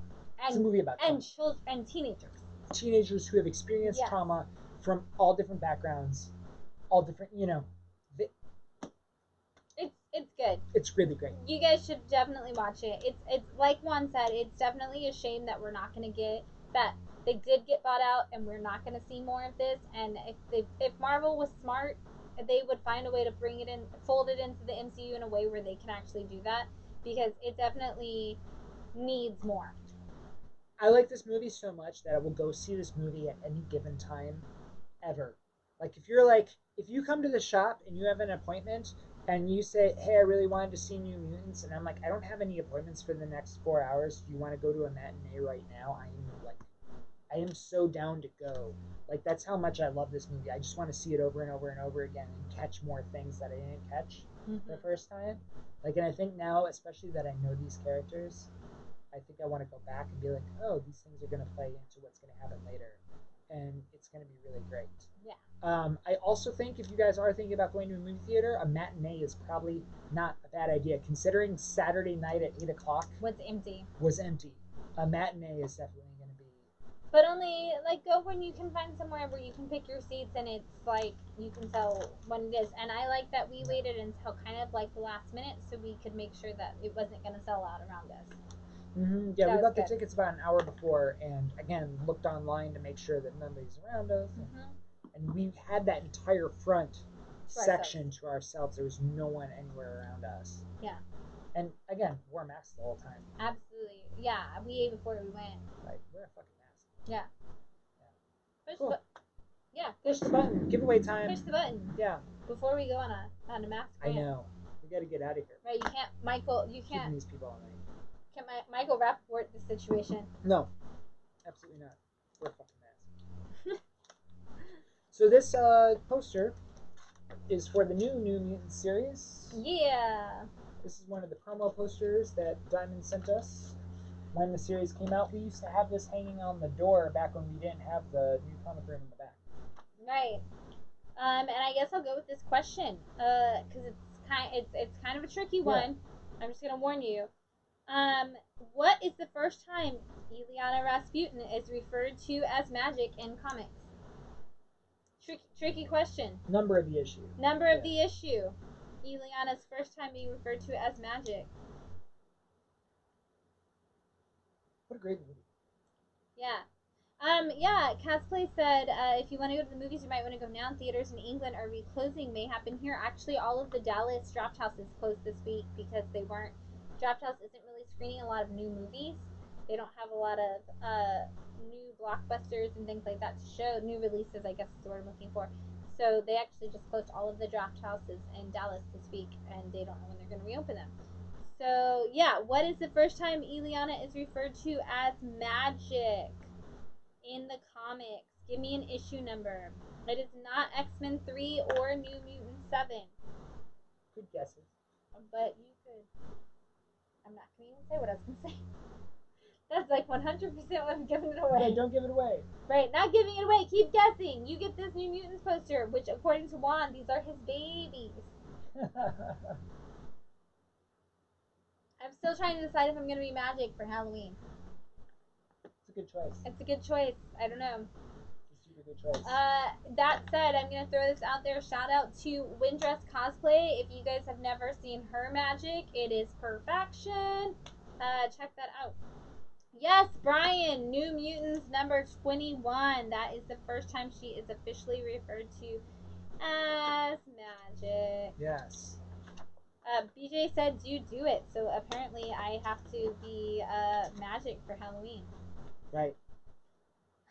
Cameron said, in a whole bunch of comics because their appearances are very convoluted. That is a good, solid point on Cameron's part. And that's part. exactly why we asked that question. That's why we asked that question to get that poster. It's a mess. Right, Sai, because Sai just that's magic number 1. No, that was the confusion. Yeah, magic number 1 is actually an Ileana and Storm story. Oh my god, so we have like a lot of comments coming in that I need to be magic. Okay. That I need to cosplay magic. You might need to do magic. I need to cosplay magic. And I'm going to be Jenica from the Ninja Turtles because I want to do the girl Ninja Turtle who's super badass and has Wolverine claws and a bow and a yellow bandana. And if you guys aren't reading the current Ninja Turtles, you're missing out. Yeah. Right. Jenica's awesome. We actually have her whole series. Yeah, absolutely. And Jenica is obviously the best Ninja Turtle because she has 2 weapons. Yeah. Yeah. And they didn't make her look like a weird turtle with boobs. No, she's just a turtle. She's just a turtle. And her color is yellow. Right, and they didn't make her pink too. I'm so excited about that. Well, that. there was that weird one, right? Like Violet or something. Venus de Milo, who was like light blue and had boobs. I don't know. It was weird. Yeah, that's why they got rid of it. But Jenica's badass. Jeff said, oh man, I was going to be magic for Halloween. You still can, Jeff. I will gladly share it with you. Juan says he loves that for both of us. And Brian said, oh man, I was going to be Jessica. Seriously, Brian? Right. You and Jeff left take pictures together and me and Brian left. Jeff says mash up Majinica. You guys are also winding down your weekend with us. We're going to talk about some keys really quick. Again, these aren't necessarily major key issues. They're just kind of cool books that we have. We're definitely focusing on the collectible this week more than the key. We got this cool Batman 215 in, and it's got a little bit of a rat shoe on the top corner. But this is such a cool cover. I love this cover. When they do this loud, explosive, as it were, color and things like that. I love how it says, call me master. It's ridiculous. These are neat. I wanted to show these just because we were talking about New Mutants, and we don't have a lot of New Mutants keys. We sold our 98 and our 87. And these are Australian editions of all new, all different X-Men. And they reprint some of the American editions, but they're labeled as different numbers. So this is number 6, but it's a reprint of X-Men number 108. But they are Australian editions, and it does say up in the corner Australian edition. I've looked them up online, and they're super hard to find. I don't even know where these came from. Right, and things just show up in long boxes. Being in like the retailer groups and seeing how hard the Australians like struggle to get comics.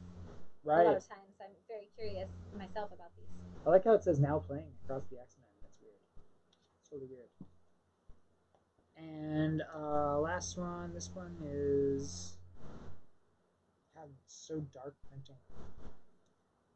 No, it doesn't say on the right. Number 8. Number 8, and it's a reprint of number 113. So they're early classic issues, but reprinted as Australian issues, or reprinted in Australia. This one's cool. This is the first appearance of Carol Danvers as Binary, which is neat. X-Men 164. Awesome classic cover. Been reprinted as a True Believers issue. Thought I'd bring that on. Spider-Man, since Spider-Man 850 came out this week, I thought I'd talk about some amazing Spider-Man issues. This is Spider-Man 138, and it is the first appearance of the Mind Worm.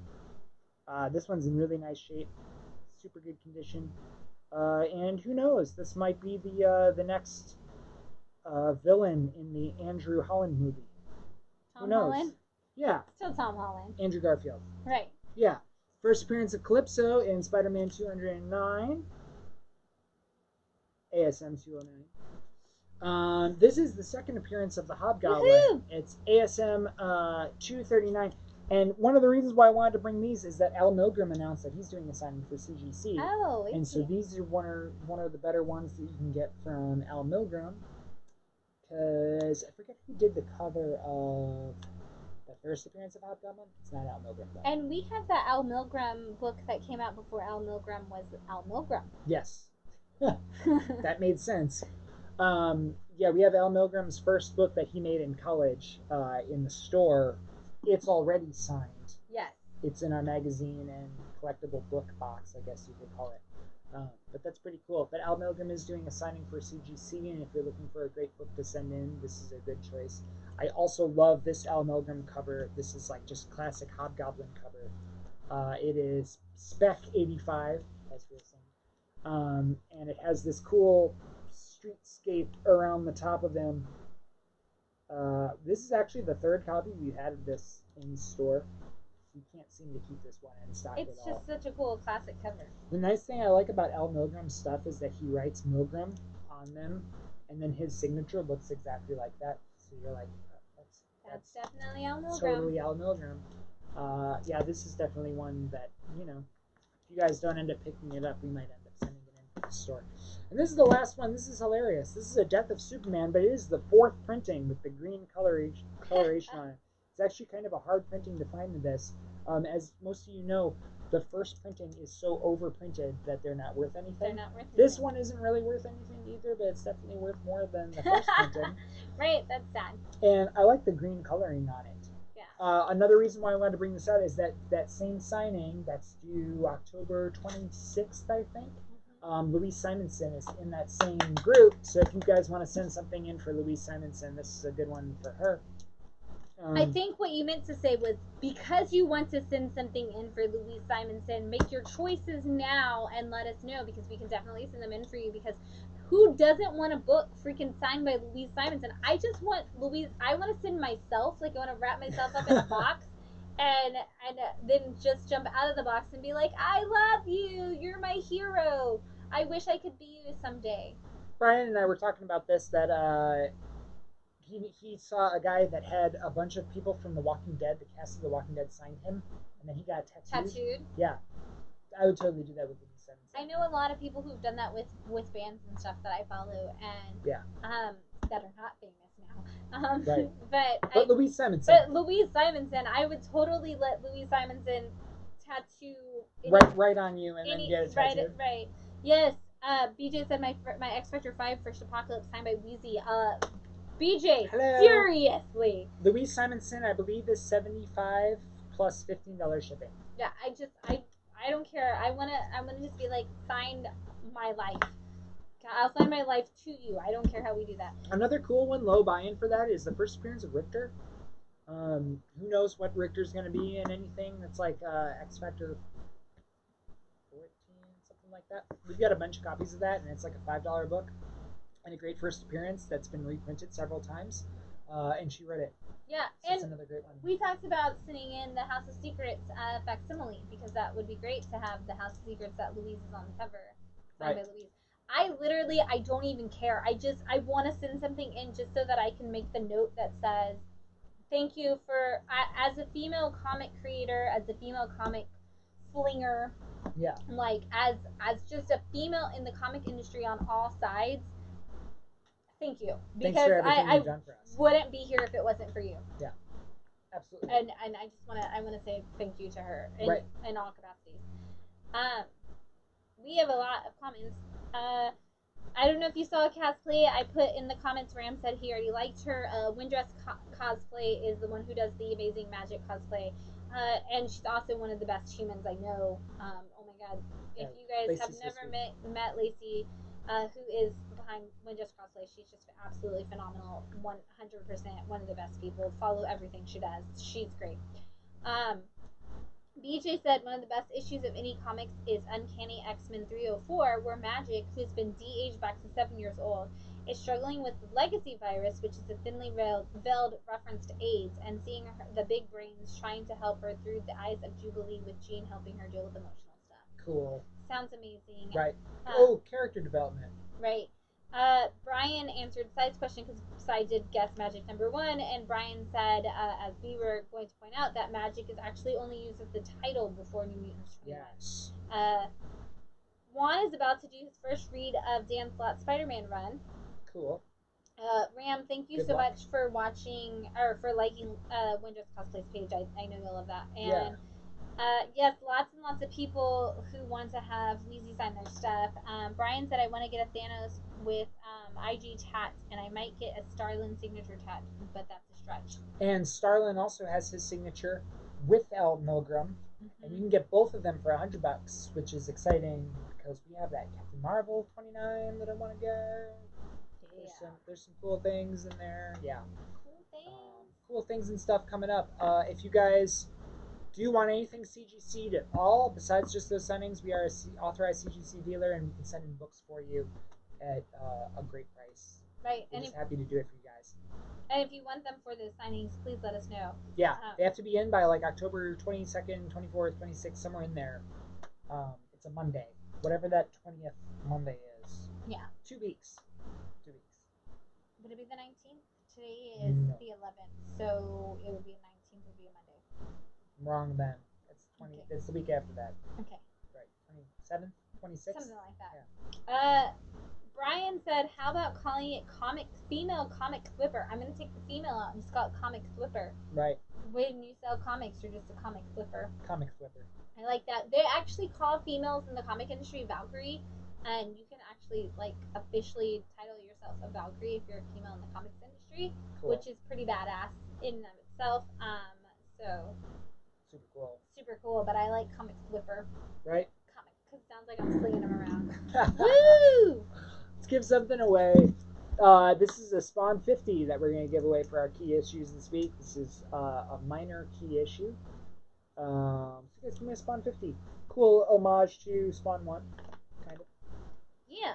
And the question is, what comic hero once teamed up with Planned Parenthood in the 1970s to keep people from having unprotected sex? Yeah. Right, it's late enough into the night. Right, what You're comic say unprotected sex on a live stream. Right, I can see. I mean, I feel like you can say unprotected sex at any time. But what comic hero once teamed up with Planned Parenthood in the 1970s to discourage unprotected sex? I know. Right, well, you can see it. Oh, that's not who I thought it was. No, apparently not. You win this Spawn book if you can tell me that what comic hero. It is not Captain America, BJ. You're just thinking of the MCU comic, Captain Right. America. I wouldn't have won it. Jeff says Spawn. Good guess, because we're giving away the issue. And BJ's guess is good because in the MCU there's actually yes, actually Jeff, it is Spider-Man. Jeff, it's Spider-Man. Your random guessing actually paid off. Bam! In the 1970s, there is actually what is this, Spawn 50? Spawn 50.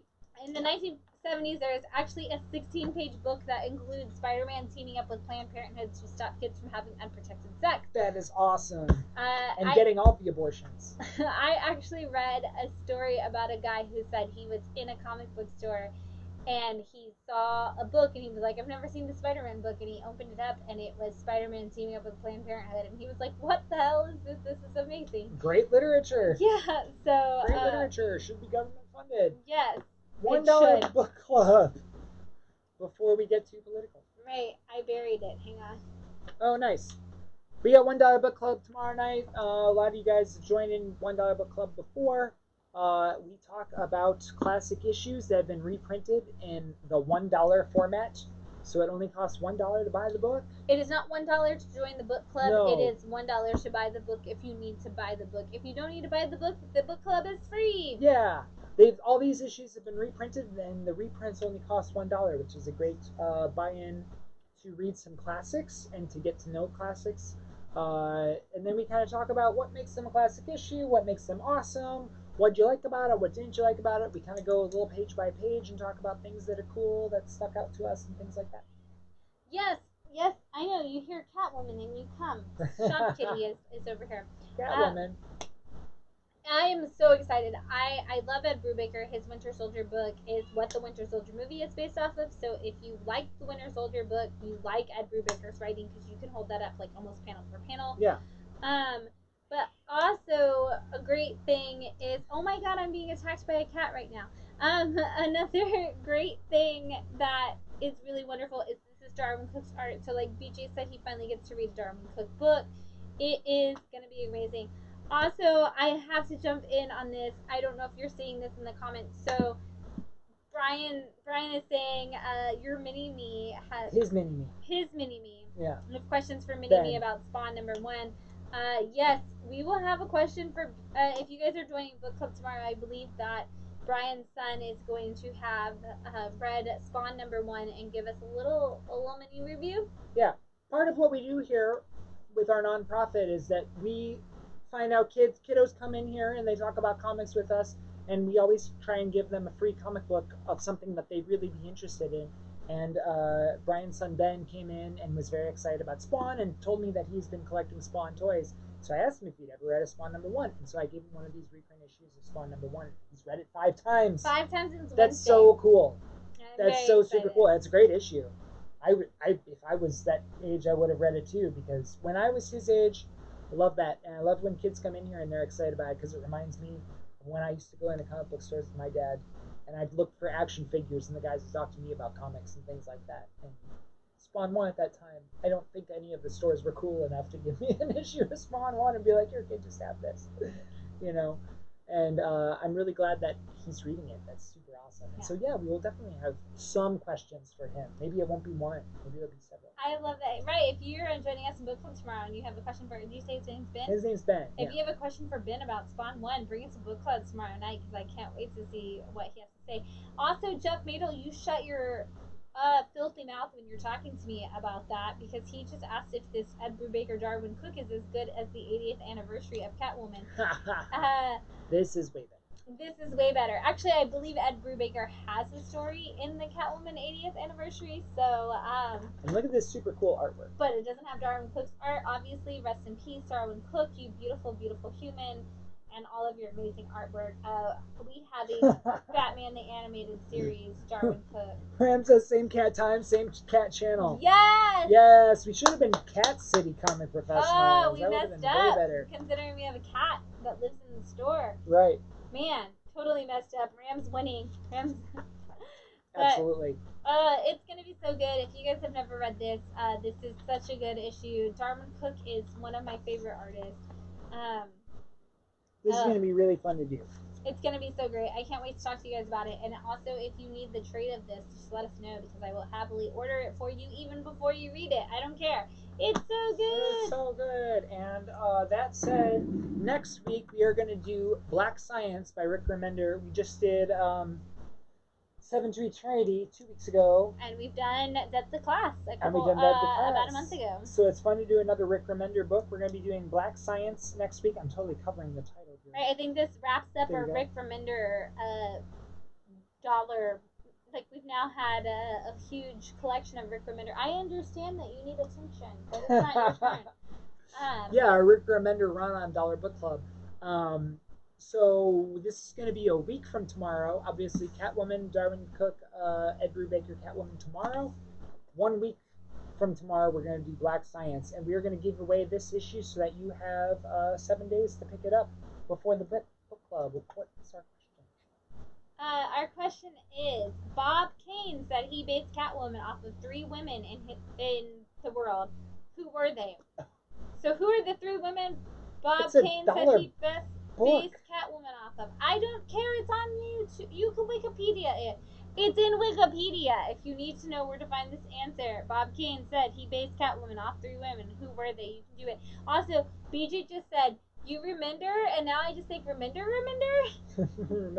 remember. You remember? And Shopcat thinks that she needs to be a part of this live stream. Come on, you can come up here. Can I jump up? You want to be a part of the stream? Right.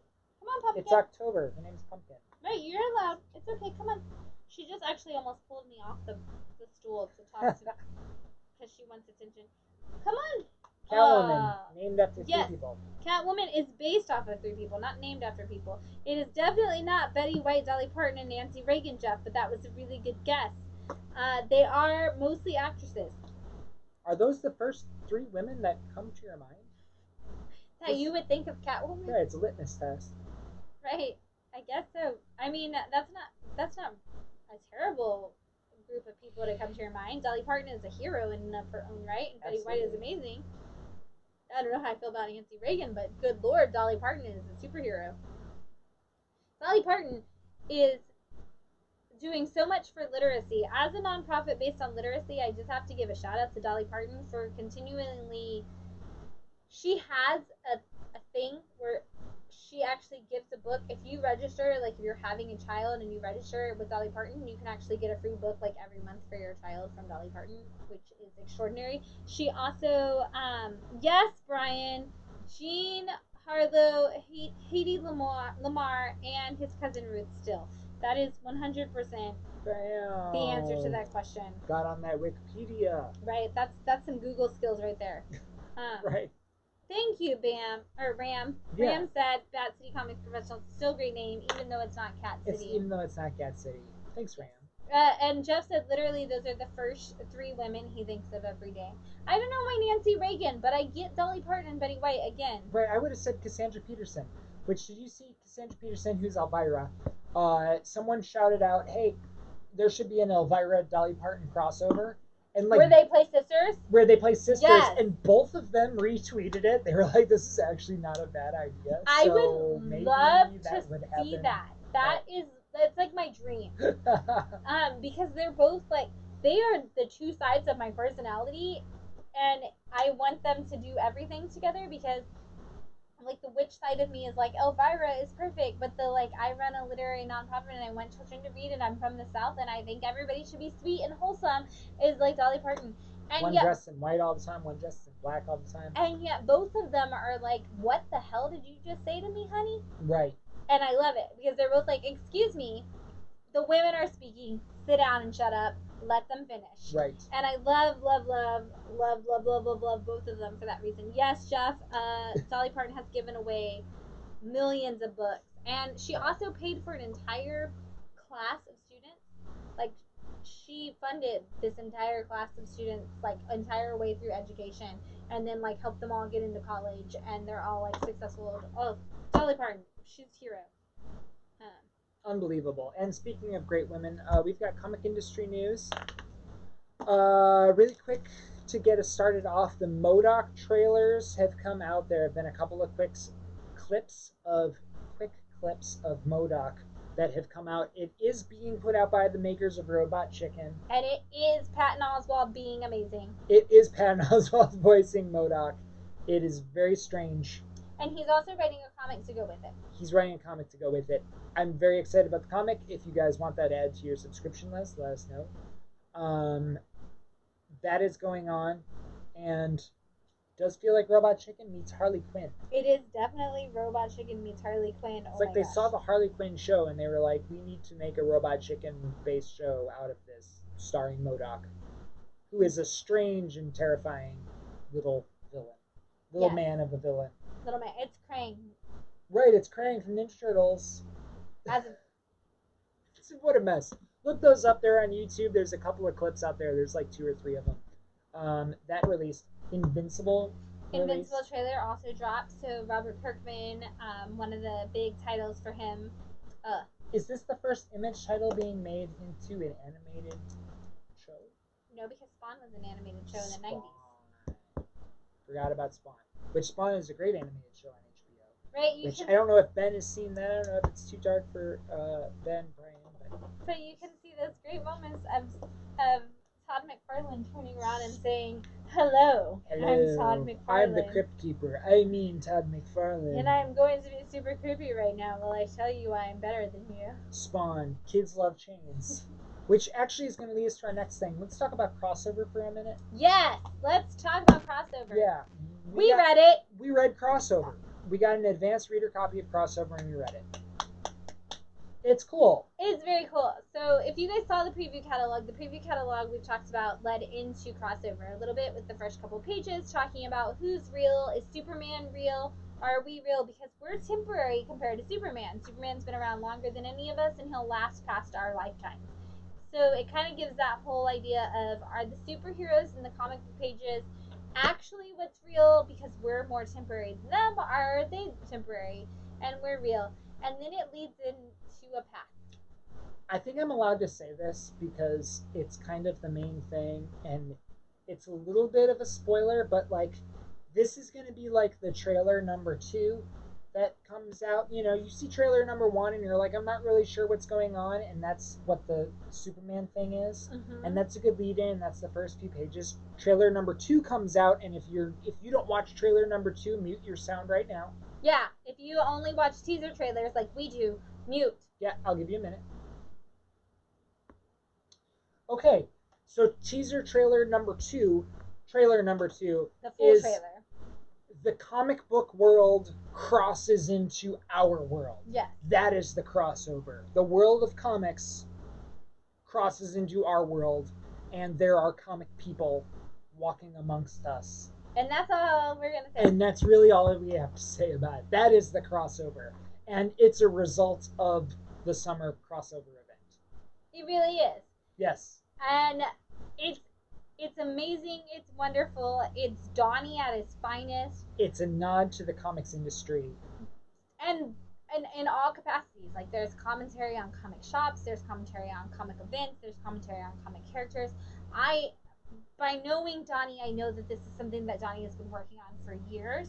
Yes. I mean, I literally know how many years. I'm not going to tell you, but yes. Donnie has been working on this for so long, and time. it's such a great story, and it's so wonderful, and it's a critique on where we are in the comic industry.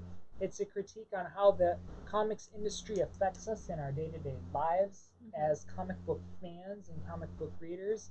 It's a commentary on how comics are a commentary on society. Yes. But yeah, a comic book that comments on how comics are a commentary on society. Yeah, and everybody's asking, is this like Mark Millar's 1985 that Marvel put out?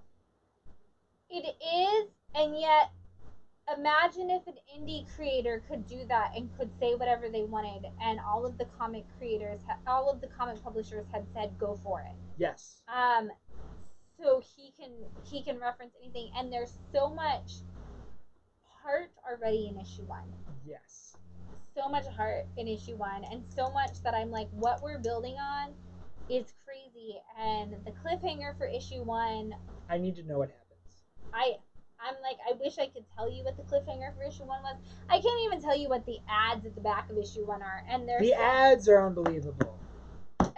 It's just so good. And there are some ads in there of things that we've known were going to happen and that we haven't wanted to talk to you guys about, and that we've known about for months.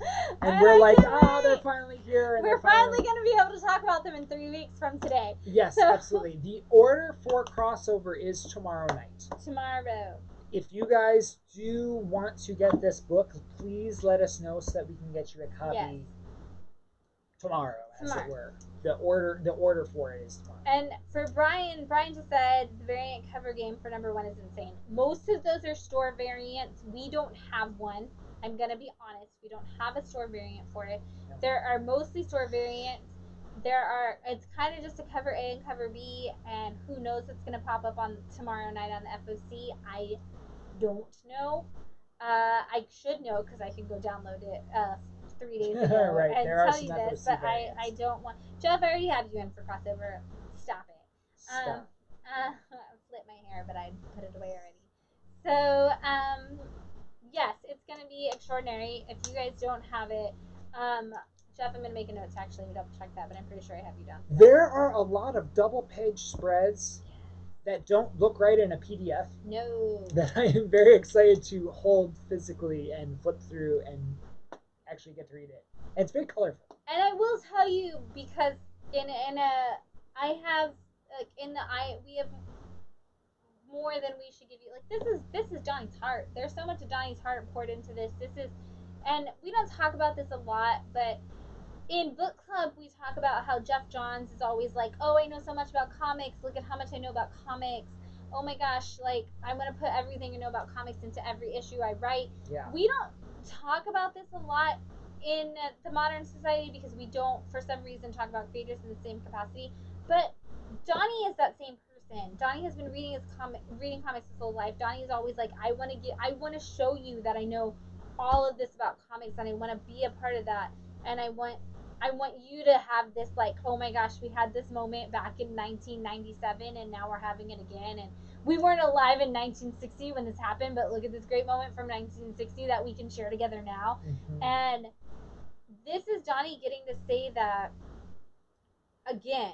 This is Johnny getting to say, hey guys, no matter where you come from, whether you come from DC, whether you come from Marvel, whether you come from Indie, whether you just picked up a comic for the first time right now, let's share this moment.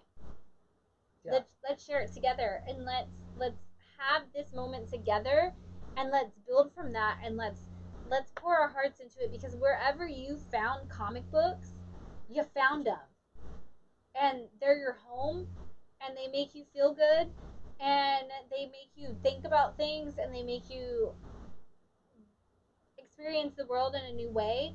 And we all feel that way because of some comic. Some comic did that for us. So let's talk about it, and let's be here together, and let's cross over into a world where we're all together. Right. And we're celebrating that moment. You're making it so nice. I'm like, what if those comics that we love crossed over into our world? Right. And we could live them out. Right. But there are so many possibilities. Renee says, I love it when a writer weaves a big tapestry. And I think that's what this book is going to do based on issue 1. This is definitely going to be that, and... Yes. And there's a political overtone to it, too. That's neat. There is, and... There's something in there.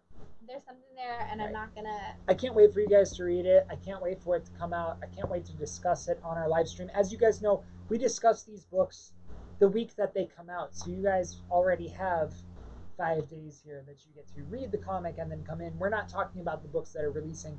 We could talk about Rorschach right now. We could talk about the books that are coming out next week, but we want to have a conversation with you about what's great in the comic book industry and not at you. And we like when you guys chime in and say, oh yeah, I read that this week. I thought this thing and this thing were really good. And you guys are all awesome about not spoiling it for everybody else who's viewing the live stream. But I'm excited to have this conversation in 3 weeks. Yeah, where we can see what you guys think, because it's going to be amazing. So if you guys want it, please let us know. I'm ordering it tomorrow. If you are in our book club, tell me before book club starts. As you guys know, I take the first 10 minutes of book club to finish up our order. So if you are planning to get it, you have to tell me before book club starts, because I will not do that. So if you're friends with me on Facebook, send me a personal message. If you're not, send the shop a message, or friend me and send me a personal message. I don't care. Book club is definitely a time for us to celebrate that the order has been placed. Yeah. So tomorrow is the night I'm ordering that. If you guys want that, it is also the night to order the Thor for Reggie variants. So if you're looking for those Indigenous Voices Marvel variants, they are starting to pop up on the invoices. Or the order is starting tomorrow. So now is the time also to tell us if you want those Indigenous Voices Marvel variants. Please let me know, because I'm going to start ordering them tomorrow. Cool. We're fast approaching that 3-hour mark. We are, and I have one more rant to go on before we do. Where do I start? Let me start by saying, if you guys didn't know, Megan Hutchinson is freaking awesome. Matt, go on, tell them how much you love Will O' the Wisp. I love this book. A lot of you guys have already picked this up. If you guys are fans of Wind, this is a really neat book. It's called Will O' the Wisp, and it's about a little girl whose parents died by eating poisonous mushrooms. She only ate the sauce. She didn't actually eat the caps, so she ends up in a coma, and she wakes up and her parents are dead, and she is sent to live on an island with her grandfather. The island is a cemetery island where bodies from shipwrecks wash up on shore, and they buried the bodies on the cemetery island. And the island is filled with magic, and she lives in a haunted house with her grandfather, and cuteness ensues. Yes. Which you wouldn't think, but it's definitely cuteness ensues. There is a cute, adorable raccoon who has been trained to be their friend, and it's awesome. And I can't open it up because the spine will crack. This is our last copy of this. It comes with a neat little lock on there and a foil embossed cover. And it's out of print. It is out of print. That's what I was going to say. It is also a YASA nominee. So if you guys don't know, that's the Young Adult Literature Awards, and this was actually a YASA nominee, and it's amazing and wonderful. Megan Hutchinson did the art, and I think that was the perfect description of Megan in a nutshell. It is a cemetery island where cuteness ensues. That is that's pretty much Megan as Megan a human. and a human. It's also put out by Archaea Publishing, which got bought by Boom Studios. Yes. Which we've been talking about Wind being a 5-part series. I kind of wish Wind was in graphic a little graphic novel as it was form. originally intended to be. Even, it's smaller than a comic book. I want to show the size there for comparison. It's not a full-size comic, but at the same time, hardbound, foil embossed, cute little lock cover on it. They could have done this with Wind, and I would have loved it. Yeah. And also Megan's art on Rockstars, which is phenomenal. If you guys don't have this is also one of those hard to find things. This is the trade of Joe Harris and Megan Hutchinson doing the art. An amazing story about people who are using all of the urban legends through rock music to kind of solve a mystery about something that's happening both then and now. It's an amazing story. It also is image. It's wonderful. It's fantastic. You guys need to see this. And I bring this up because I would like to say women in comics is a thing. If you have not accepted that yet, you are wrong. Because we talked about Kelly Thompson earlier. We talked about Chelsea Kane. We're talking about Megan Hutchinson now. I can talk about women in comics. We talked about Nicola Scott. Gail Simone is a goddess among women, a goddess among all humans. And comics. And comics. And just comics. We Yeah. all aspire to be Louise Simonson. If you have read comics anytime in the lifetime of most of us who are watching this stream, you have been impacted by Louise Simonson. Let me just make that clear. Let me say it one more time to the people in the back in case you didn't hear this. A woman made all of your comics great if you have read comics since the 1970s, maybe even before that. Sorry if you don't know that. But women in comics are phenomenal. Yes, BJ, I would love to believe that I'm preaching to the choir, but the internet today has reminded me that I'm not. So if you are not aware of the fact that women in comics, we are not fake nerd girls, because this is not a fake nerd girl. This is a woman who is one of the most talented people on the planet, making something amazing and beautiful and wonderful for you to consume at home. And if you did not catch that, learn to read, learn to appreciate art, because it's right there in front of you. women are a part of comics. Women are making the comic industry amazing as they have been for decades. Decades, as long as you've been alive, probably, women are making comics great. Let me just remind you guys, because this is a time, as Halloween approaches, we start to see this a lot. As a cosplayer, I've heard this a lot, especially around this time of year, that we get this thing where women put on costumes or women create or women write stories, and suddenly we are fake nerd girls or fake geek girls because we couldn't possibly know about comics. I can tell you guys stories of being in my Captain Marvel costume and being told I wouldn't have known they were talking to me because they were yelling the word Carol across the convention. I have I have been stopped at a bar dressed as Scarlet Witch and told I obviously don't know who Scarlet Witch's father is, which is a convoluted, incorrect question no matter what answer you're going to give me. Because I couldn't possibly know because I'm a female and I'm just dressing up because I want attention at a bar. It is a thing that as a female in the industry in any capacity, whether you're a cosplayer or a writer or an artist or a seller of comics or just a creator or whatever you are, we will always be labeled as fake geeks. If you are still blocking out seats at the table and saying they are reserved for the straight white men, I would like to tell you that you are wrong, because comics are for everybody. They are made by everybody. They are for everybody. They will always be for everybody. And if you are trying to keep people from making them or reading them because you don't think they belong in that, you are wrong. Because this is a world that is about showing people the world outside your window isn't necessarily the only world that there is, and learning to accept and love people for who they are. That's what Stan wanted. It's what Jack wanted. It's what comics have always been. And if you're telling people that that's not what they are, then you haven't actually read them. Go back and read the books, because those men who created them in the very beginning were doing it so that the women who are creating them now would be heard. And there's You can take support your them. frog and you can shove it up your ass. You can take your Cerebus, you can shove it up your fucking ass. All right, that's it. And if you follow any of those things, I'll fucking beat that ass. All right. And what I said is that comics are for everybody. Comics are for everybody. Comics are for everybody. And comics are to be made by anybody.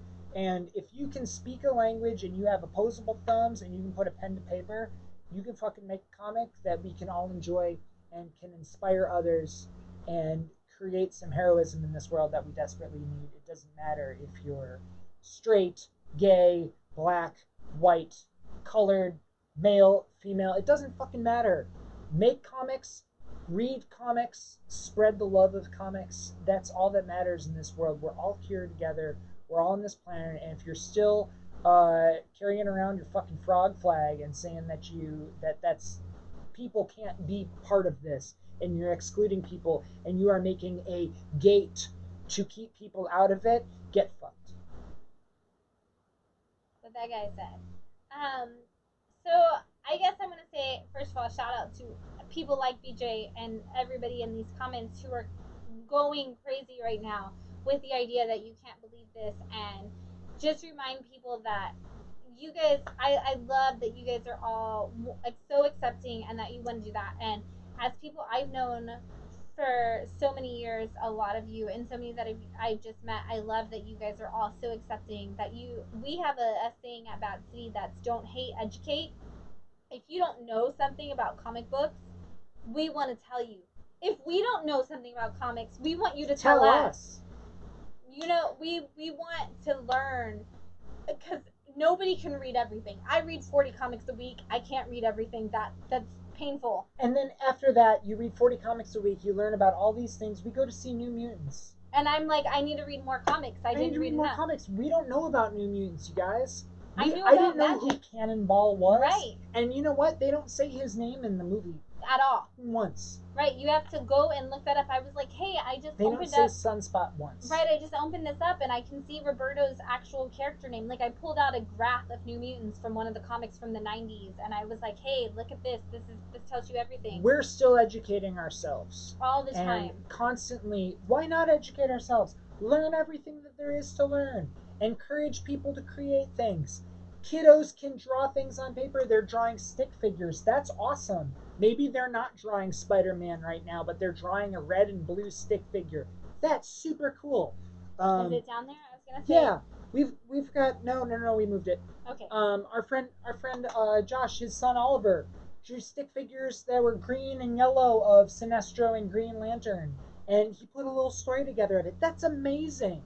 Create stories. Let your imagination run wild. No matter what your skill level is, it's only going to get better. Yes. I shared a meme that this week that like 70 people have liked so far. That's like, it doesn't matter. Like, look at this guy. He doesn't know what he's doing, but at the same time, you're trying.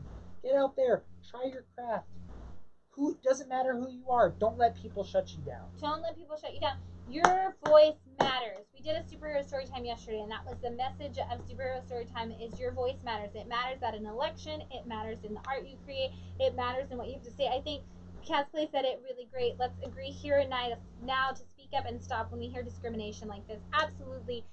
If you're reading comics at all, you know that the most important thing you can do is you can speak up for people. That's what being a superhero is. The story that we read yesterday in Superhero Storytime, Falcon says it's not the powers that I was given that made me a hero. It's that when somebody's in trouble, I step up and I respond. And step up and respond.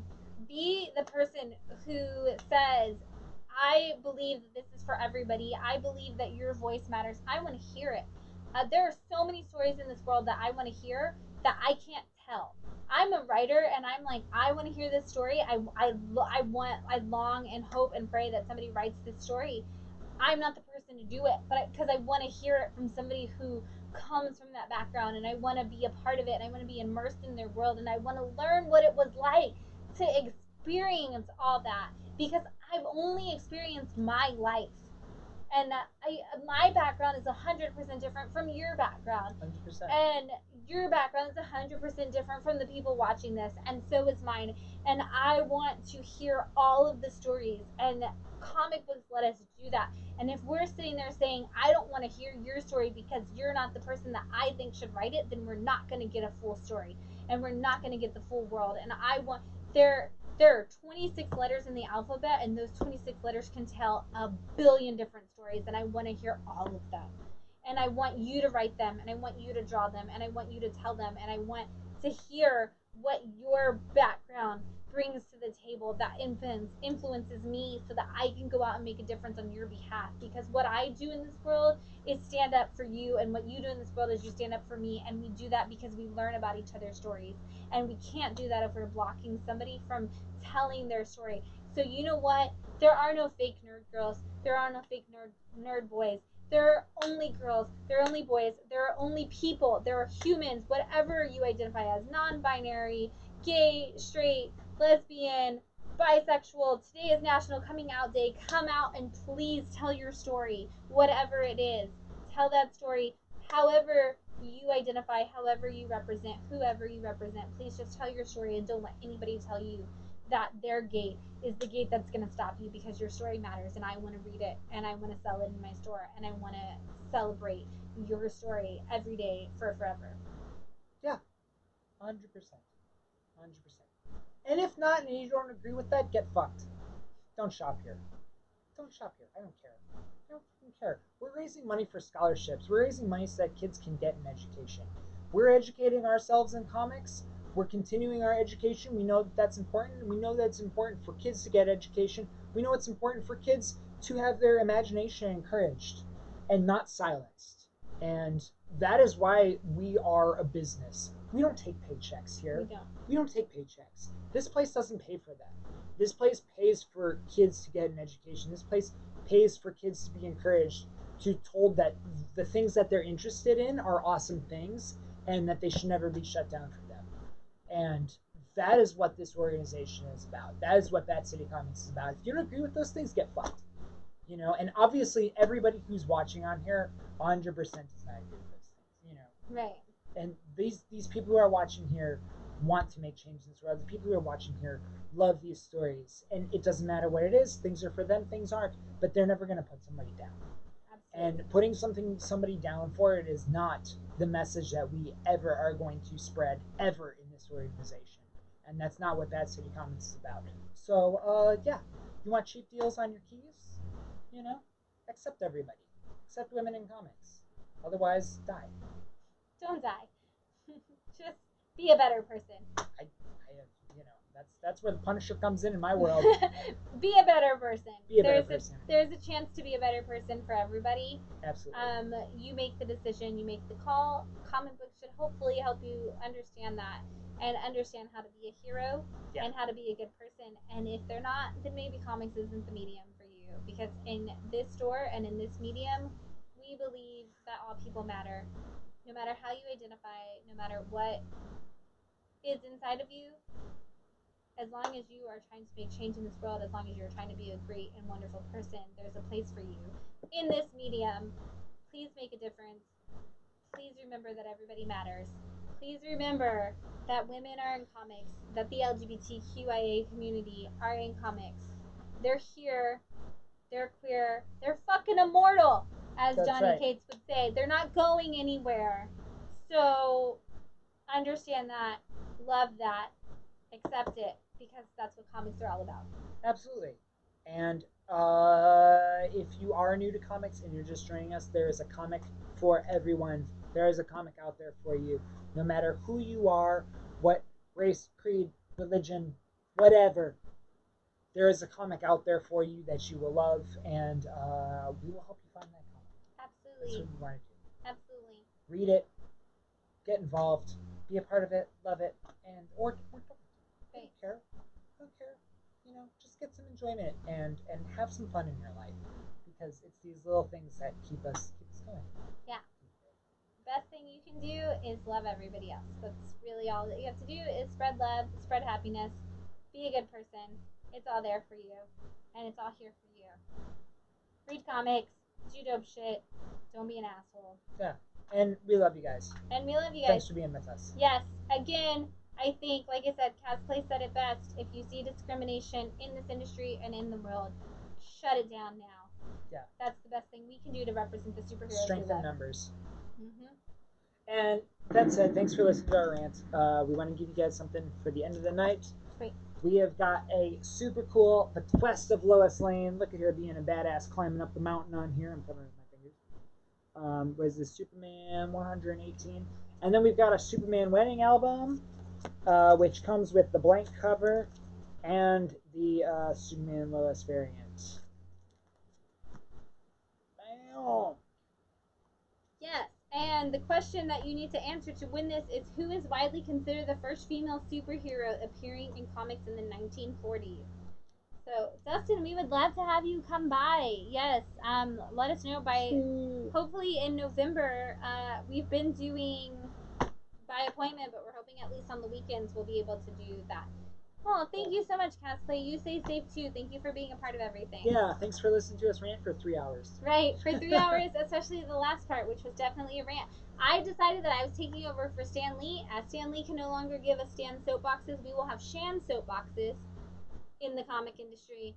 I'm sorry, mine are much more aggressive than Stan. Right, but you get these sweet comics. Again, thanks for listening. Thank you, Brian, for saying you know the answer, but you're abstaining.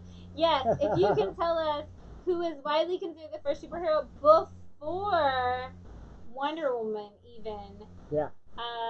You guys can win this. It's 1940s. It's allegedly before Wonder Woman. Renee, if I'm wrong, it's Google's fault, not mine. Right. You guys have some good guesses, but it's definitely going to be a not as famous character. Also, BJ, you gotta cut it. It's gotta be Shan soapbox, so it sounds like Stan soapbox. That's what I'm going for. Yes, Brian, you were right in your guess, but I know you're abstaining from answering the question. Thanks for DMing it. Thank you for not actually putting that in the comments. So Brian knows. If anybody needs the answer, hit up Brian because maybe he'll tell you for a small fee. Uh, Excelsior Shannon, thank you, cosplay. Cute. um, yeah, Jeff, it is definitely not Punchline Or the shadow. or the Shadow. Yes, Jeff. Bam! Jeff got it. Yes, that's Jeff. I just wrote my own name. Phantoma. Phantoma is the first female. Yes, and she appeared in Jungle Comics #2 in 1940. Jungle Comics. Jungle Comics. Wow. So 1940. 1940. Cool. Technically considered the first female superhero. She was called the Mystery Woman of the Jungle. Cool. Yeah. Cool. I thought that was an acceptable question after my rant. I knew I was going to go on that, so I wrote this question down. And kind of a female-oriented prize. Right. Some female empowerment comics. Absolutely. Lois Lane's a badass. Hell yeah. If you guys, I know she's gone up and down throughout time on, you know, whether or not she was in a damsel in distress or a badass. But she's definitely been overall reigning in badass in the last couple of years. You guys made that clear when we voted on our favorite comic of 2019 last year, or at the beginning of this year. It was the beginning of this year as our favorite comic of 2019. That started in 2019. That continued into this year. Daredevil obviously won, but Lois Lane almost beat him. Both socially conscious comics. Yes. And out of what, 16 comics? No, we started with like 32. I think we started with a full panel. Holy cow. And got it down to the last two. And Lois Lane, you know. And I'm thinking of running one right now. I was thinking of starting one this week. Who you guys think should be president? If one superhero could be president, I was thinking of running a poll from now till election day. Who do you think should be president? So keep an eye out on the Bat City Comics Facebook page. And I'd only do it on Facebook because it's so hard to do the votes on both Instagram and Facebook. But do we have nominations? You can nominate until Tuesday. On Tuesday, I will put up. Where do they nominate? You can nominate by putting a thing on Bat City, or sending me a message, or sending Bat City Comics or commenting on this thread. Or commenting on this thread who you think would make a great president out of the superheroes of the world. So if you have a superhero that you think would Can it be any cartoon? Is it like strip, you know? It has to be a Dagwood comic. Could be in there. It has to be a comic character, so if it comes from a strip, that could work. But it has to be a comic. There has to actually be a comic book for that character, which I'm not even defining that they had to be comics first. So like Harley Quinn came from a TV show and went into comics. You could vote Harley Quinn if you want. So Optimus Prime could be. Optimus Prime could technically be your candidate for president. So you may nominate your choice for president. I'm going to put up an election ballot that will start Lex Luthor. On. We already have Lex. We already have Lex Luthor as president. So you can nominate. I will take your votes and I will put them into a thing, and we will vote. And if you guys are nominating Lex Luthor and Thanos, I will definitely do that. There's no Ian Dick Tracy. Nope, there's not. But I will put those nominations up. We will be running a vote starting on. You have until Tuesday to put your nominations in. I think Beast would make a great president, actually, cosplay. Very educated, very well spoken, very political, and democratic in his demeanor already. Yeah. But I will put those up. Wednesday we will start the vote for the comic book president. So if you guys have any suggestions, you have until Tuesday night to put those suggestions in. Brian says Superman's not a good choice. I saw how that played out in Peace on Earth. The Shadow. So yeah, keep your votes coming in. We will definitely put those in, and like I said, we'll start on Wednesday with the vote for the comic book president of the United States. That sounds great. That sounds great. And it'll run until November 3rd, so there will be lots of options. And that said, thanks for joining us again. Thanks for listening to a 3-hour live stream. Yes. And join us tomorrow night on Zoom to talk about Catwoman and Darwin Cook and Ed Brubaker's significance in the comic book industry. It's going to be a super fun one, and it's going to be a really great issue. If you do need a copy, swing by the shop tomorrow. Jeff's coming up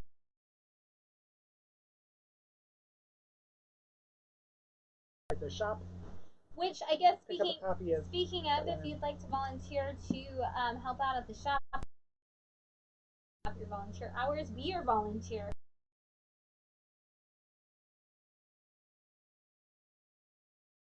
Likes volunteer, there are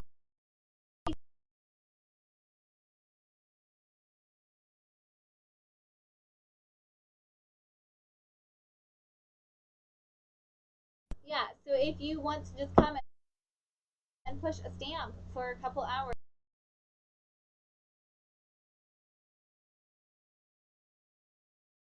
book an appointment for an hour, and you can come and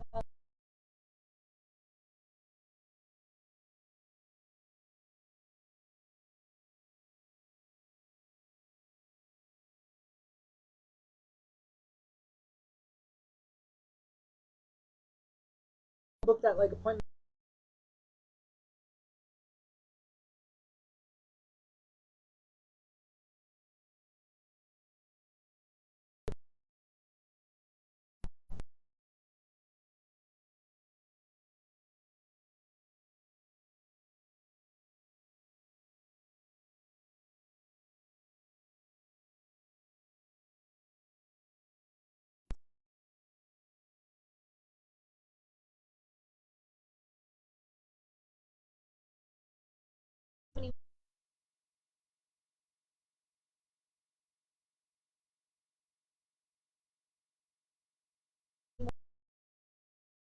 to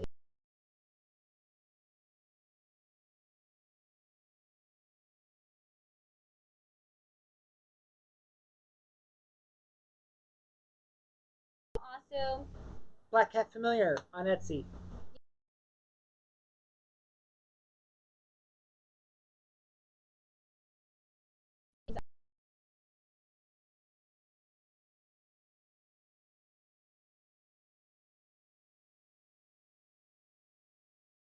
and why